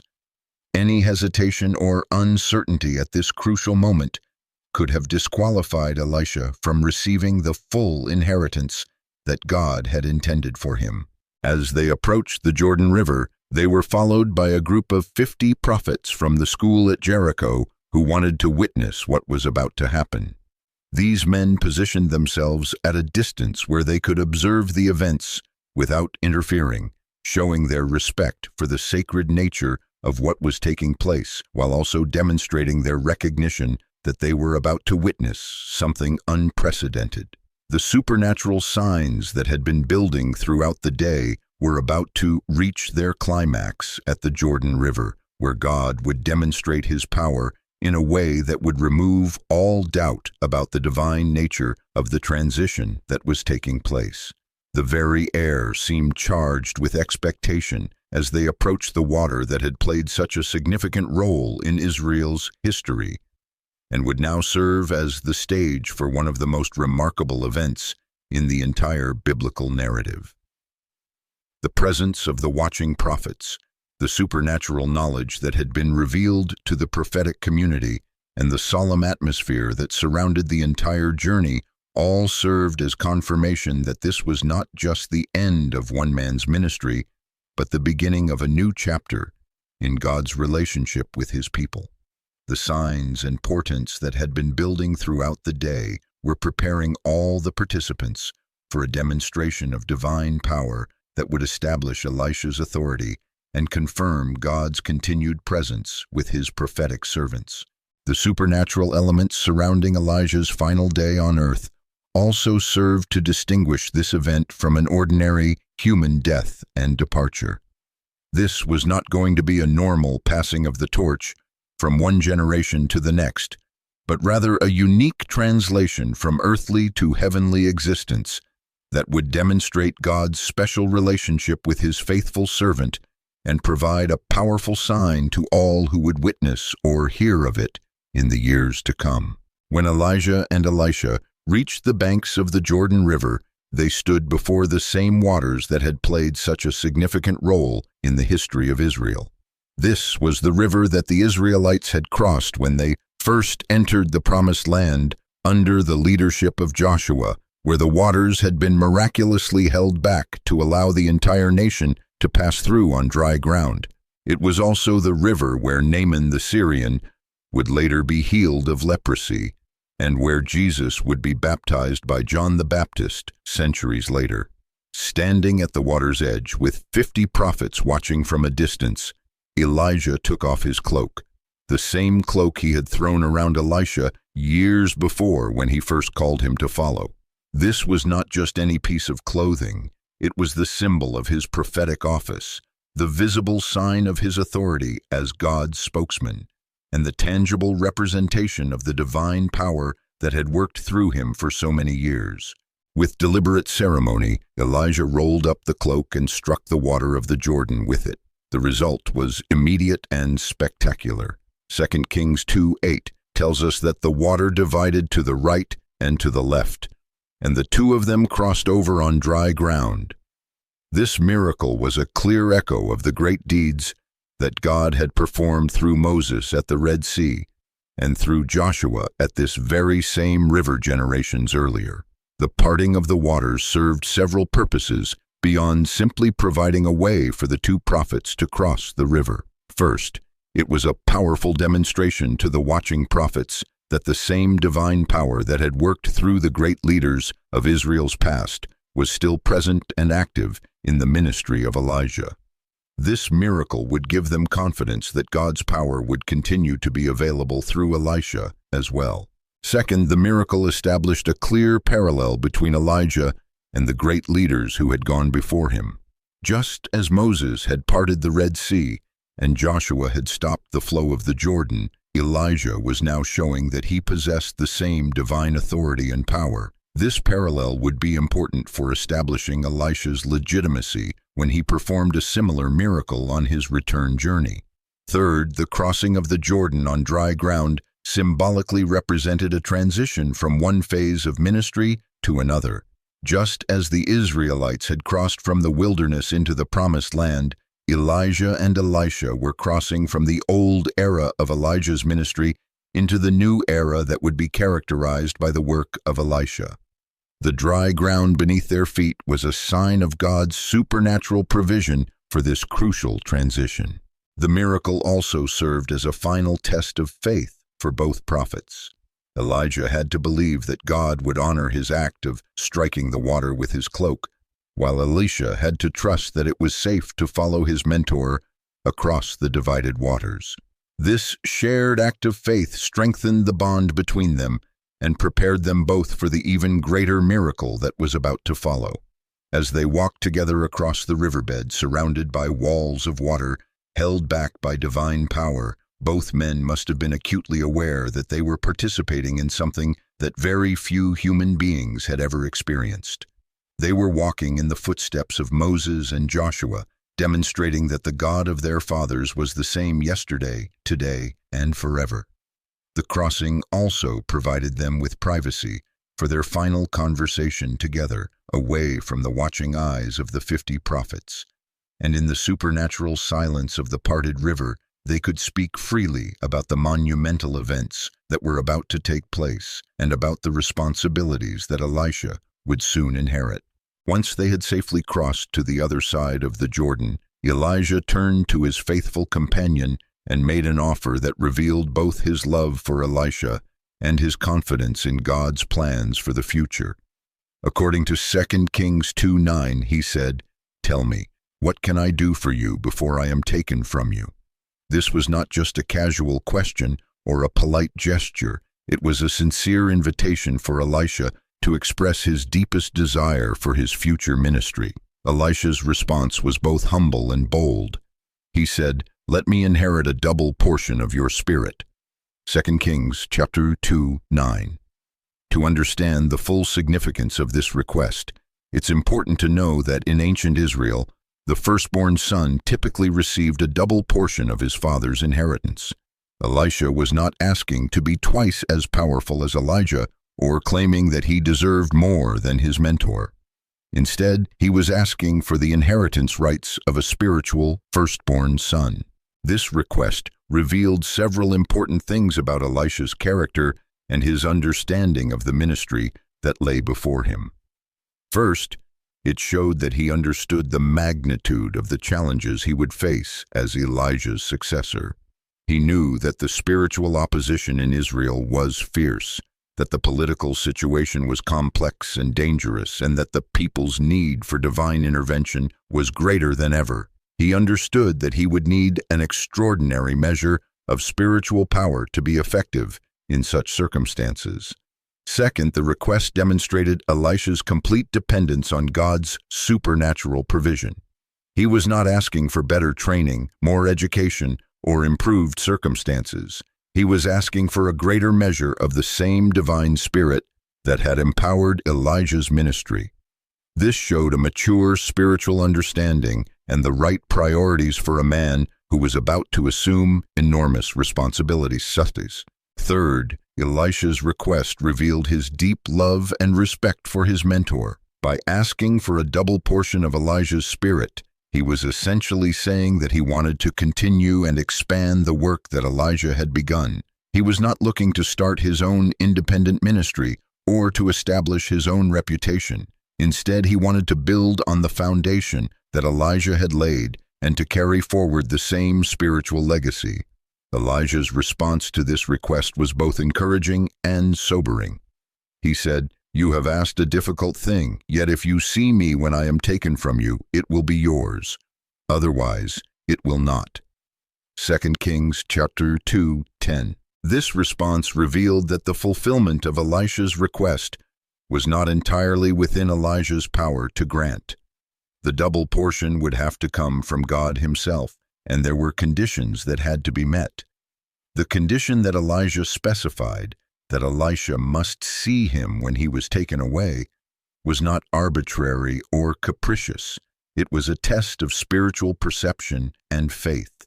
To see Elijah's departure would require having spiritual eyes that could perceive divine activity even in extraordinary circumstances. It would also require the kind of unwavering focus and commitment that refuses to be distracted even when amazing things are happening. This condition also ensured that if Elisha did receive the double portion, it would be because he had demonstrated the spiritual maturity and faithfulness necessary to handle such power responsibly. The ability to see Elijah's translation would be proof that Elisha possessed the kind of spiritual sensitivity that would be essential for his future ministry. The conversation about the double portion also heightened the anticipation and solemnity of the moment. Both men now knew that the next few minutes would determine not only the manner of Elijah's departure, but also the spiritual resources that would be available for Elisha's ministry. The stakes could not have been higher, and both prophets were acutely aware of the eternal significance of what was about to take place. As Elijah and Elisha continued to walk and talk together on the far side of the Jordan, the moment that had been building throughout the day finally arrived. What happened next was one of the most spectacular and unprecedented events recorded anywhere in the Scriptures, an event so extraordinary that it has captured the imagination of believers for thousands of years. 2 Kings 2:11 describes the miraculous scene. As they were walking along and talking together, suddenly a chariot of fire and horses of fire appeared and separated the two of them, and Elijah went up to heaven in a whirlwind. This was not a gradual disappearance or a quiet departure. It was a dramatic supernatural translation that left no doubt about its divine origin. The appearance of the chariot and horses of fire was a manifestation of heavenly power and glory that few human beings have ever had the privilege to witness.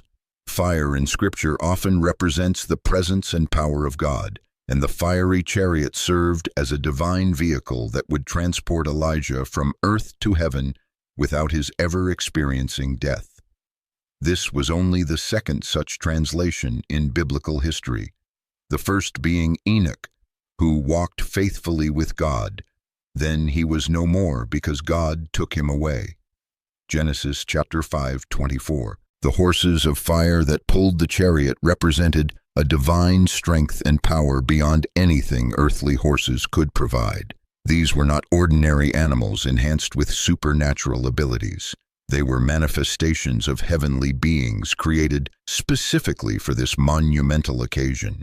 Their fiery appearance emphasized the otherworldly nature of what was happening and the fact that Elijah was being transported into the very presence of God. The whirlwind that took Elijah away was another manifestation of divine power. Throughout the scriptures, whirlwinds and storms are often associated with the presence and activity of God. When God spoke to Job, he did so out of a whirlwind. When Ezekiel saw his vision of God's glory, it came with a great storm. The whirlwind that took Elijah away was not a natural weather phenomenon, but a supernatural force directed by God himself. The timing of this translation was perfect in every way.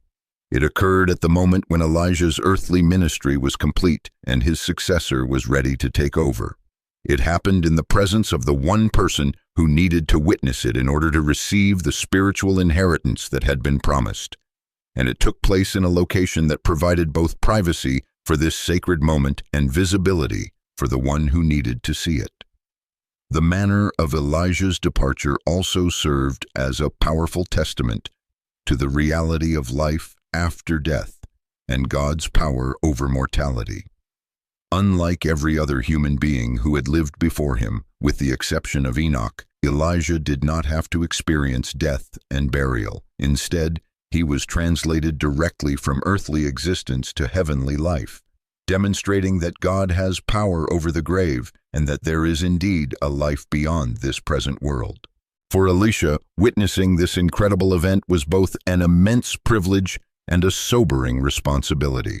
He saw something that no other person on earth would see that day, and his ability to perceive and understand what was happening would determine whether he would receive the double portion he had requested.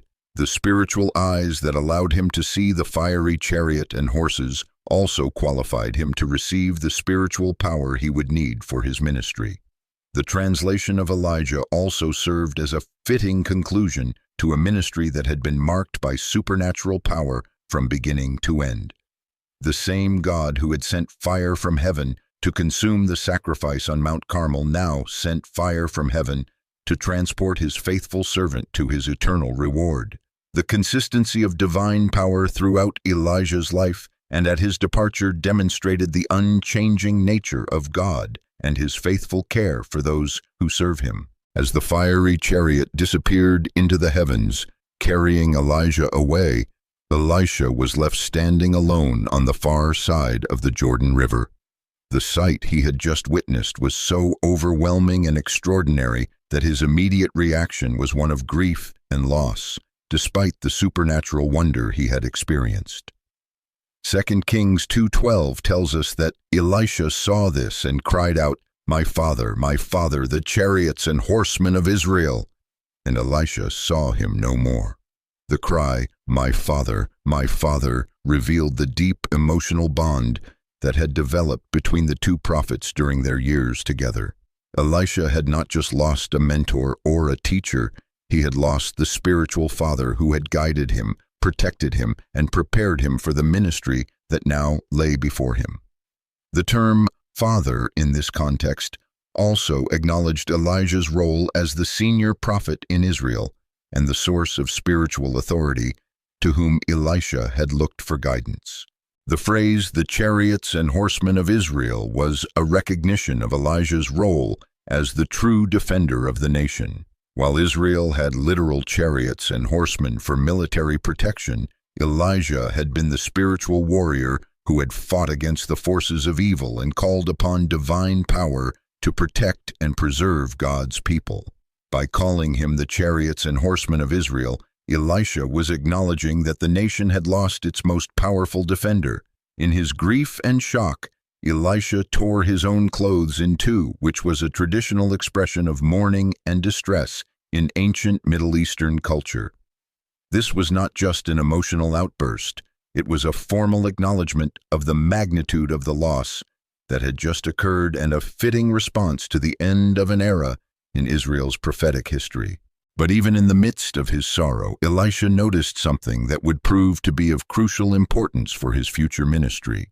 Elijah's cloak, the same cloak that had been thrown around Elisha years earlier when he was first called to follow, the same cloak that had been used to part the waters of the Jordan just minutes before, had fallen to the ground as Elijah was taken up in the whirlwind. The fact that the cloak was left behind was not an accident or an oversight. It was a deliberate provision from God for the continuation of the prophetic ministry. The cloak represented the authority, the calling, and the spiritual power that had characterized Elijah's work. And now it was being passed on to his successor in the most literal and tangible way possible.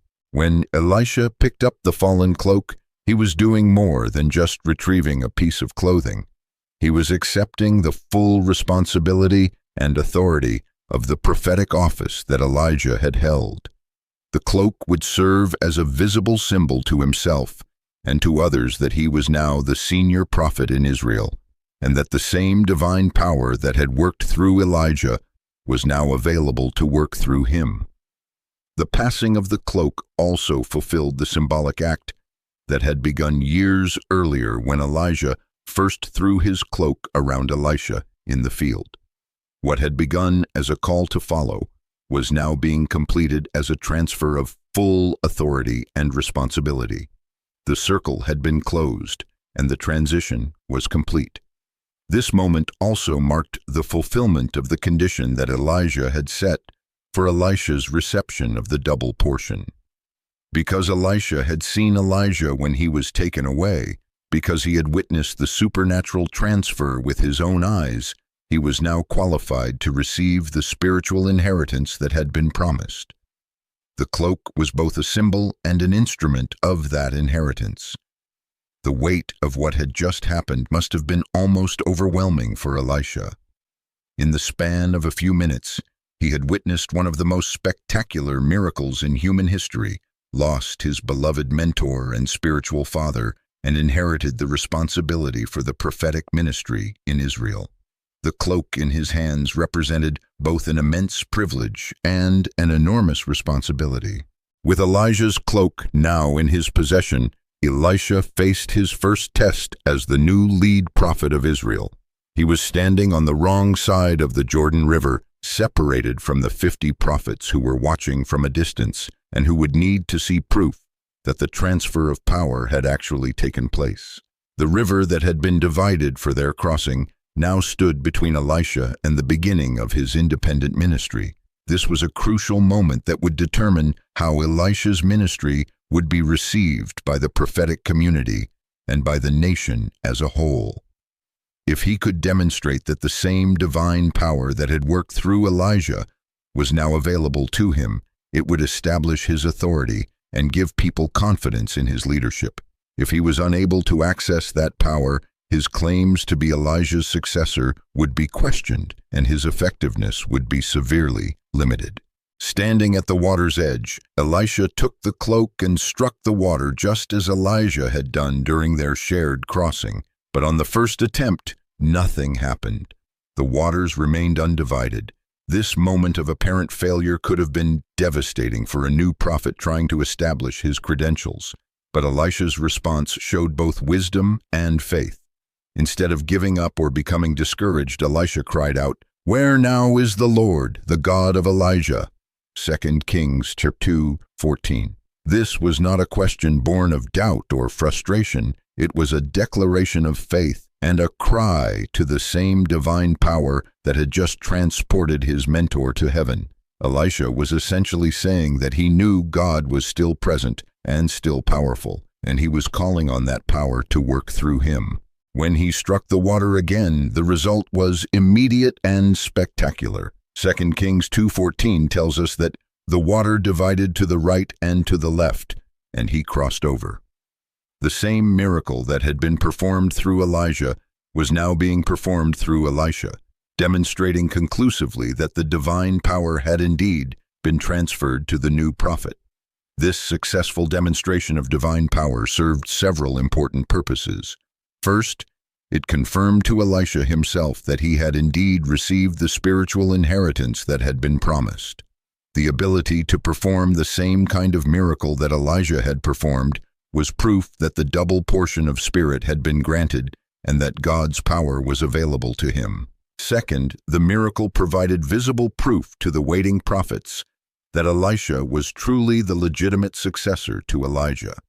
They had seen Elijah part the waters, they had witnessed his supernatural translation, and now they had seen the same power manifested through Elisha. This would give them the confidence to accept his leadership and to support his ministry in the years to come. Third, the miracle established a pattern that would characterize Elisha's entire ministry, a pattern of divine power being made available to meet practical needs and to demonstrate God's continuing presence with his people. This would not be the last time that Elisha would use supernatural power to overcome natural obstacles or to provide for human needs. The fact that Elisha's first attempt failed, but his second succeeded, also taught an important lesson about persistence in faith and prayer. Even divinely appointed leaders do not always succeed on their first try. And the key to spiritual effectiveness is not perfection, but persistence in trusting God's power and calling on his help. When Elisha crossed back over the Jordan River after successfully parting the waters, he was met by the 50 prophets who had been observing the day's extraordinary events from their vantage point near Jericho. These men had witnessed Elijah's translation and had seen Elisha's demonstration of divine power, and their response was immediate and unanimous. 2 Kings 2:15 records their reaction. The company of the prophets from Jericho who were watching said, "The spirit of Elijah is resting on Elisha." And they went to meet him and bowed to the ground before him. This formal recognition was crucial for establishing Elisha's authority throughout the prophetic community and ensuring a smooth transition of leadership. The phrase, "the spirit of Elijah is resting on Elisha," was more than just an observation about what they had witnessed. It was a theological statement about the nature of prophetic authority and the way God's power is transferred from one generation to the next. They understood that the same divine spirit that had empowered Elijah's ministry was now empowering Elisha's ministry, making him the legitimate heir to his mentor's authority and responsibilities. The act of bowing to the ground was a formal gesture of respect and submission that acknowledged Elisha's new status as the senior prophet in Israel. This was not just a matter of courtesy or social etiquette. It was a recognition of a divine appointment and an acceptance of his leadership authority over the prophetic community. From this moment on, Elisha would be regarded as the primary spiritual leader among God's prophets in Israel. The unanimity of this recognition was significant because it meant that there would be no division or competition within the prophetic community over who should succeed Elijah. All 50 of these trained prophets were in agreement that Elisha was the rightful heir, and their unified support would be crucial for the effectiveness of his future ministry. However, the response of these prophets also revealed that they did not fully comprehend everything that had just taken place. They proposed sending 50 strong men to search for Elijah, suggesting that perhaps the Spirit of the Lord has picked him up and set him down on some mountain or in some valley. 2 Kings 2:16.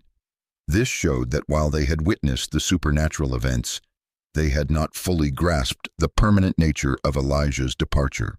Elisha initially refused their offer to search for Elijah, knowing that it would be a futile effort since Elijah had been permanently translated to heaven. But when they continued to urge him, he finally allowed the search to take place, perhaps understanding that they needed to convince themselves that Elijah was truly gone before they could fully accept the new reality. The 3-day search that followed was, as Elisha had foreseen, unsuccessful. When the search party returned empty-handed, it served to confirm what Elisha had told them and to help them understand that the transition from Elijah to Elisha was complete and permanent. There would be no going back to the old way of doing things, and no possibility of Elijah returning to resume his former role. This recognition by the prophetic community was the first step in Elisha's public ministry, but it also represented the wider acceptance that he would need to gain throughout Israel. If the trained prophets who had worked closely with Elijah could recognize and accept Elisha's authority, it would be easier for ordinary people to do the same when they encountered his ministry. Shortly after his recognition by the prophetic community, Elisha faced his first opportunity to minister to the practical needs of ordinary people. The men of Jericho came to him with a problem that was affecting their daily lives and their economic prosperity. According to 2 Kings chapter 2:19, they said, "Look, our Lord, this town is well situated, as you can see, but the water is bad and the land is unproductive." This was a serious problem for a community that depended on agriculture and livestock for its livelihood. Bad water meant that crops would fail, animals would get sick, and the health of the people would be at risk. The location of Jericho was excellent for commerce and agriculture because of its proximity to the Jordan River and its favorable climate, but the polluted water supply was undermining all these natural advantages.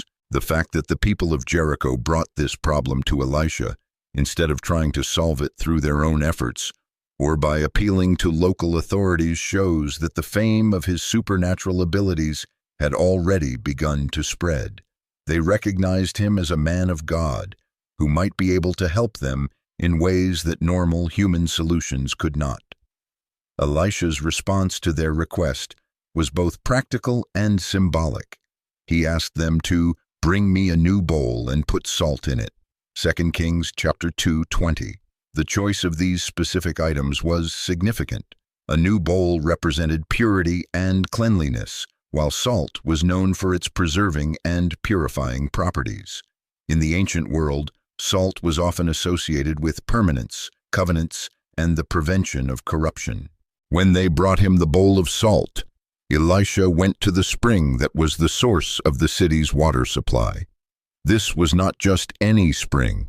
It was the main source of water for the entire community, and its healing would affect all the inhabitants of Jericho.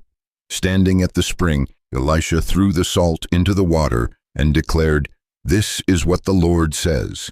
I have healed this water. Never again will it cause death or make the land unproductive."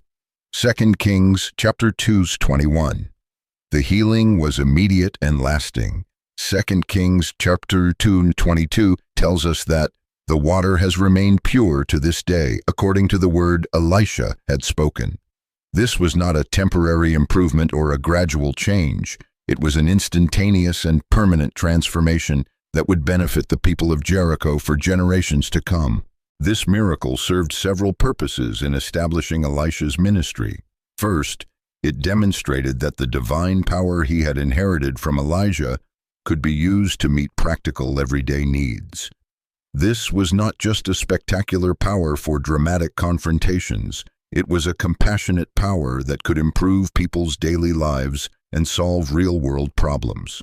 Second, the miracle showed that Elisha's ministry would be characterized by healing and restoration rather than judgment and destruction. While Elijah's ministry had often involved calling down divine judgment on Israel's enemies and on those who opposed God, Elisha's ministry would focus more on healing, helping, and caring for the needs of the people. Third, the permanent nature of the healing showed that Elisha's supernatural work would have lasting effects.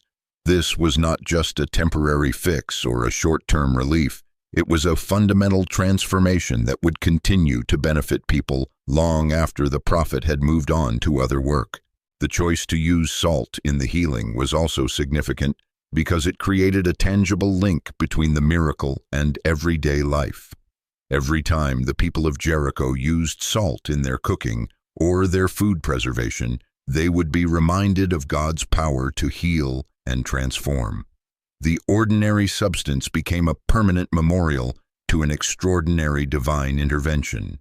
The healing of the waters at Jericho marked the beginning of Elisha's public ministry, and served as a foundation for his growing reputation throughout the kingdom of Israel.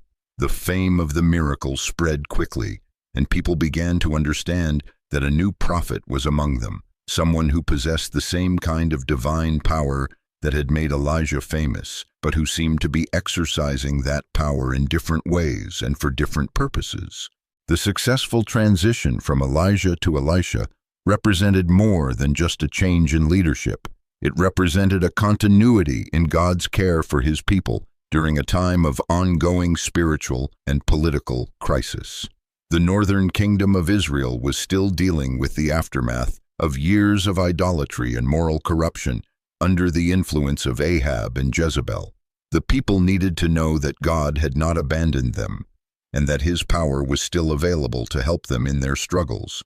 Elisha's ministry began during the reign of Jehoram, the son of Ahab, who had inherited a kingdom that was facing numerous challenges. There were external threats from neighboring nations, internal divisions caused by religious confusion, and practical problems like the polluted water supply at Jericho that affected the daily lives of the people. The new prophet would have to address all these issues and demonstrate that God's power was relevant to every aspect of human existence. The way Elisha received his call and was prepared for ministry also set an important precedent for future prophetic work. His long apprenticeship under Elijah demonstrated the value of careful training and preparation. His dramatic reception of the double portion showed that spiritual power comes from God rather than from human effort or natural ability. And his immediate success in performing miracles demonstrated that a divine calling is accompanied by divine enabling.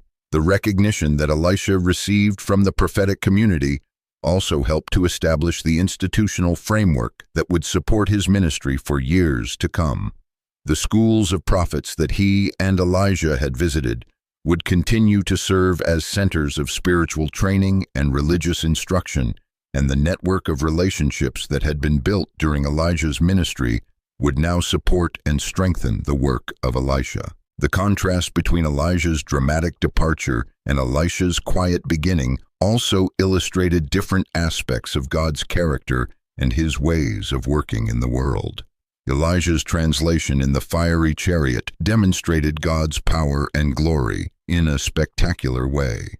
Elisha's healing of the bitter waters demonstrated God's compassion and care for practical human needs. Both aspects were important for helping people understand the full nature of divine love and power. The establishment of Elisha as the new prophet of Israel also fulfilled the promise that God had made to Elijah years before at Mount Horeb. When Elijah had felt discouraged and alone, God had told him that he would anoint a successor who would carry on the prophetic ministry. Now that promise had been fulfilled, and the work of calling Israel back to faithfulness would continue under new leadership.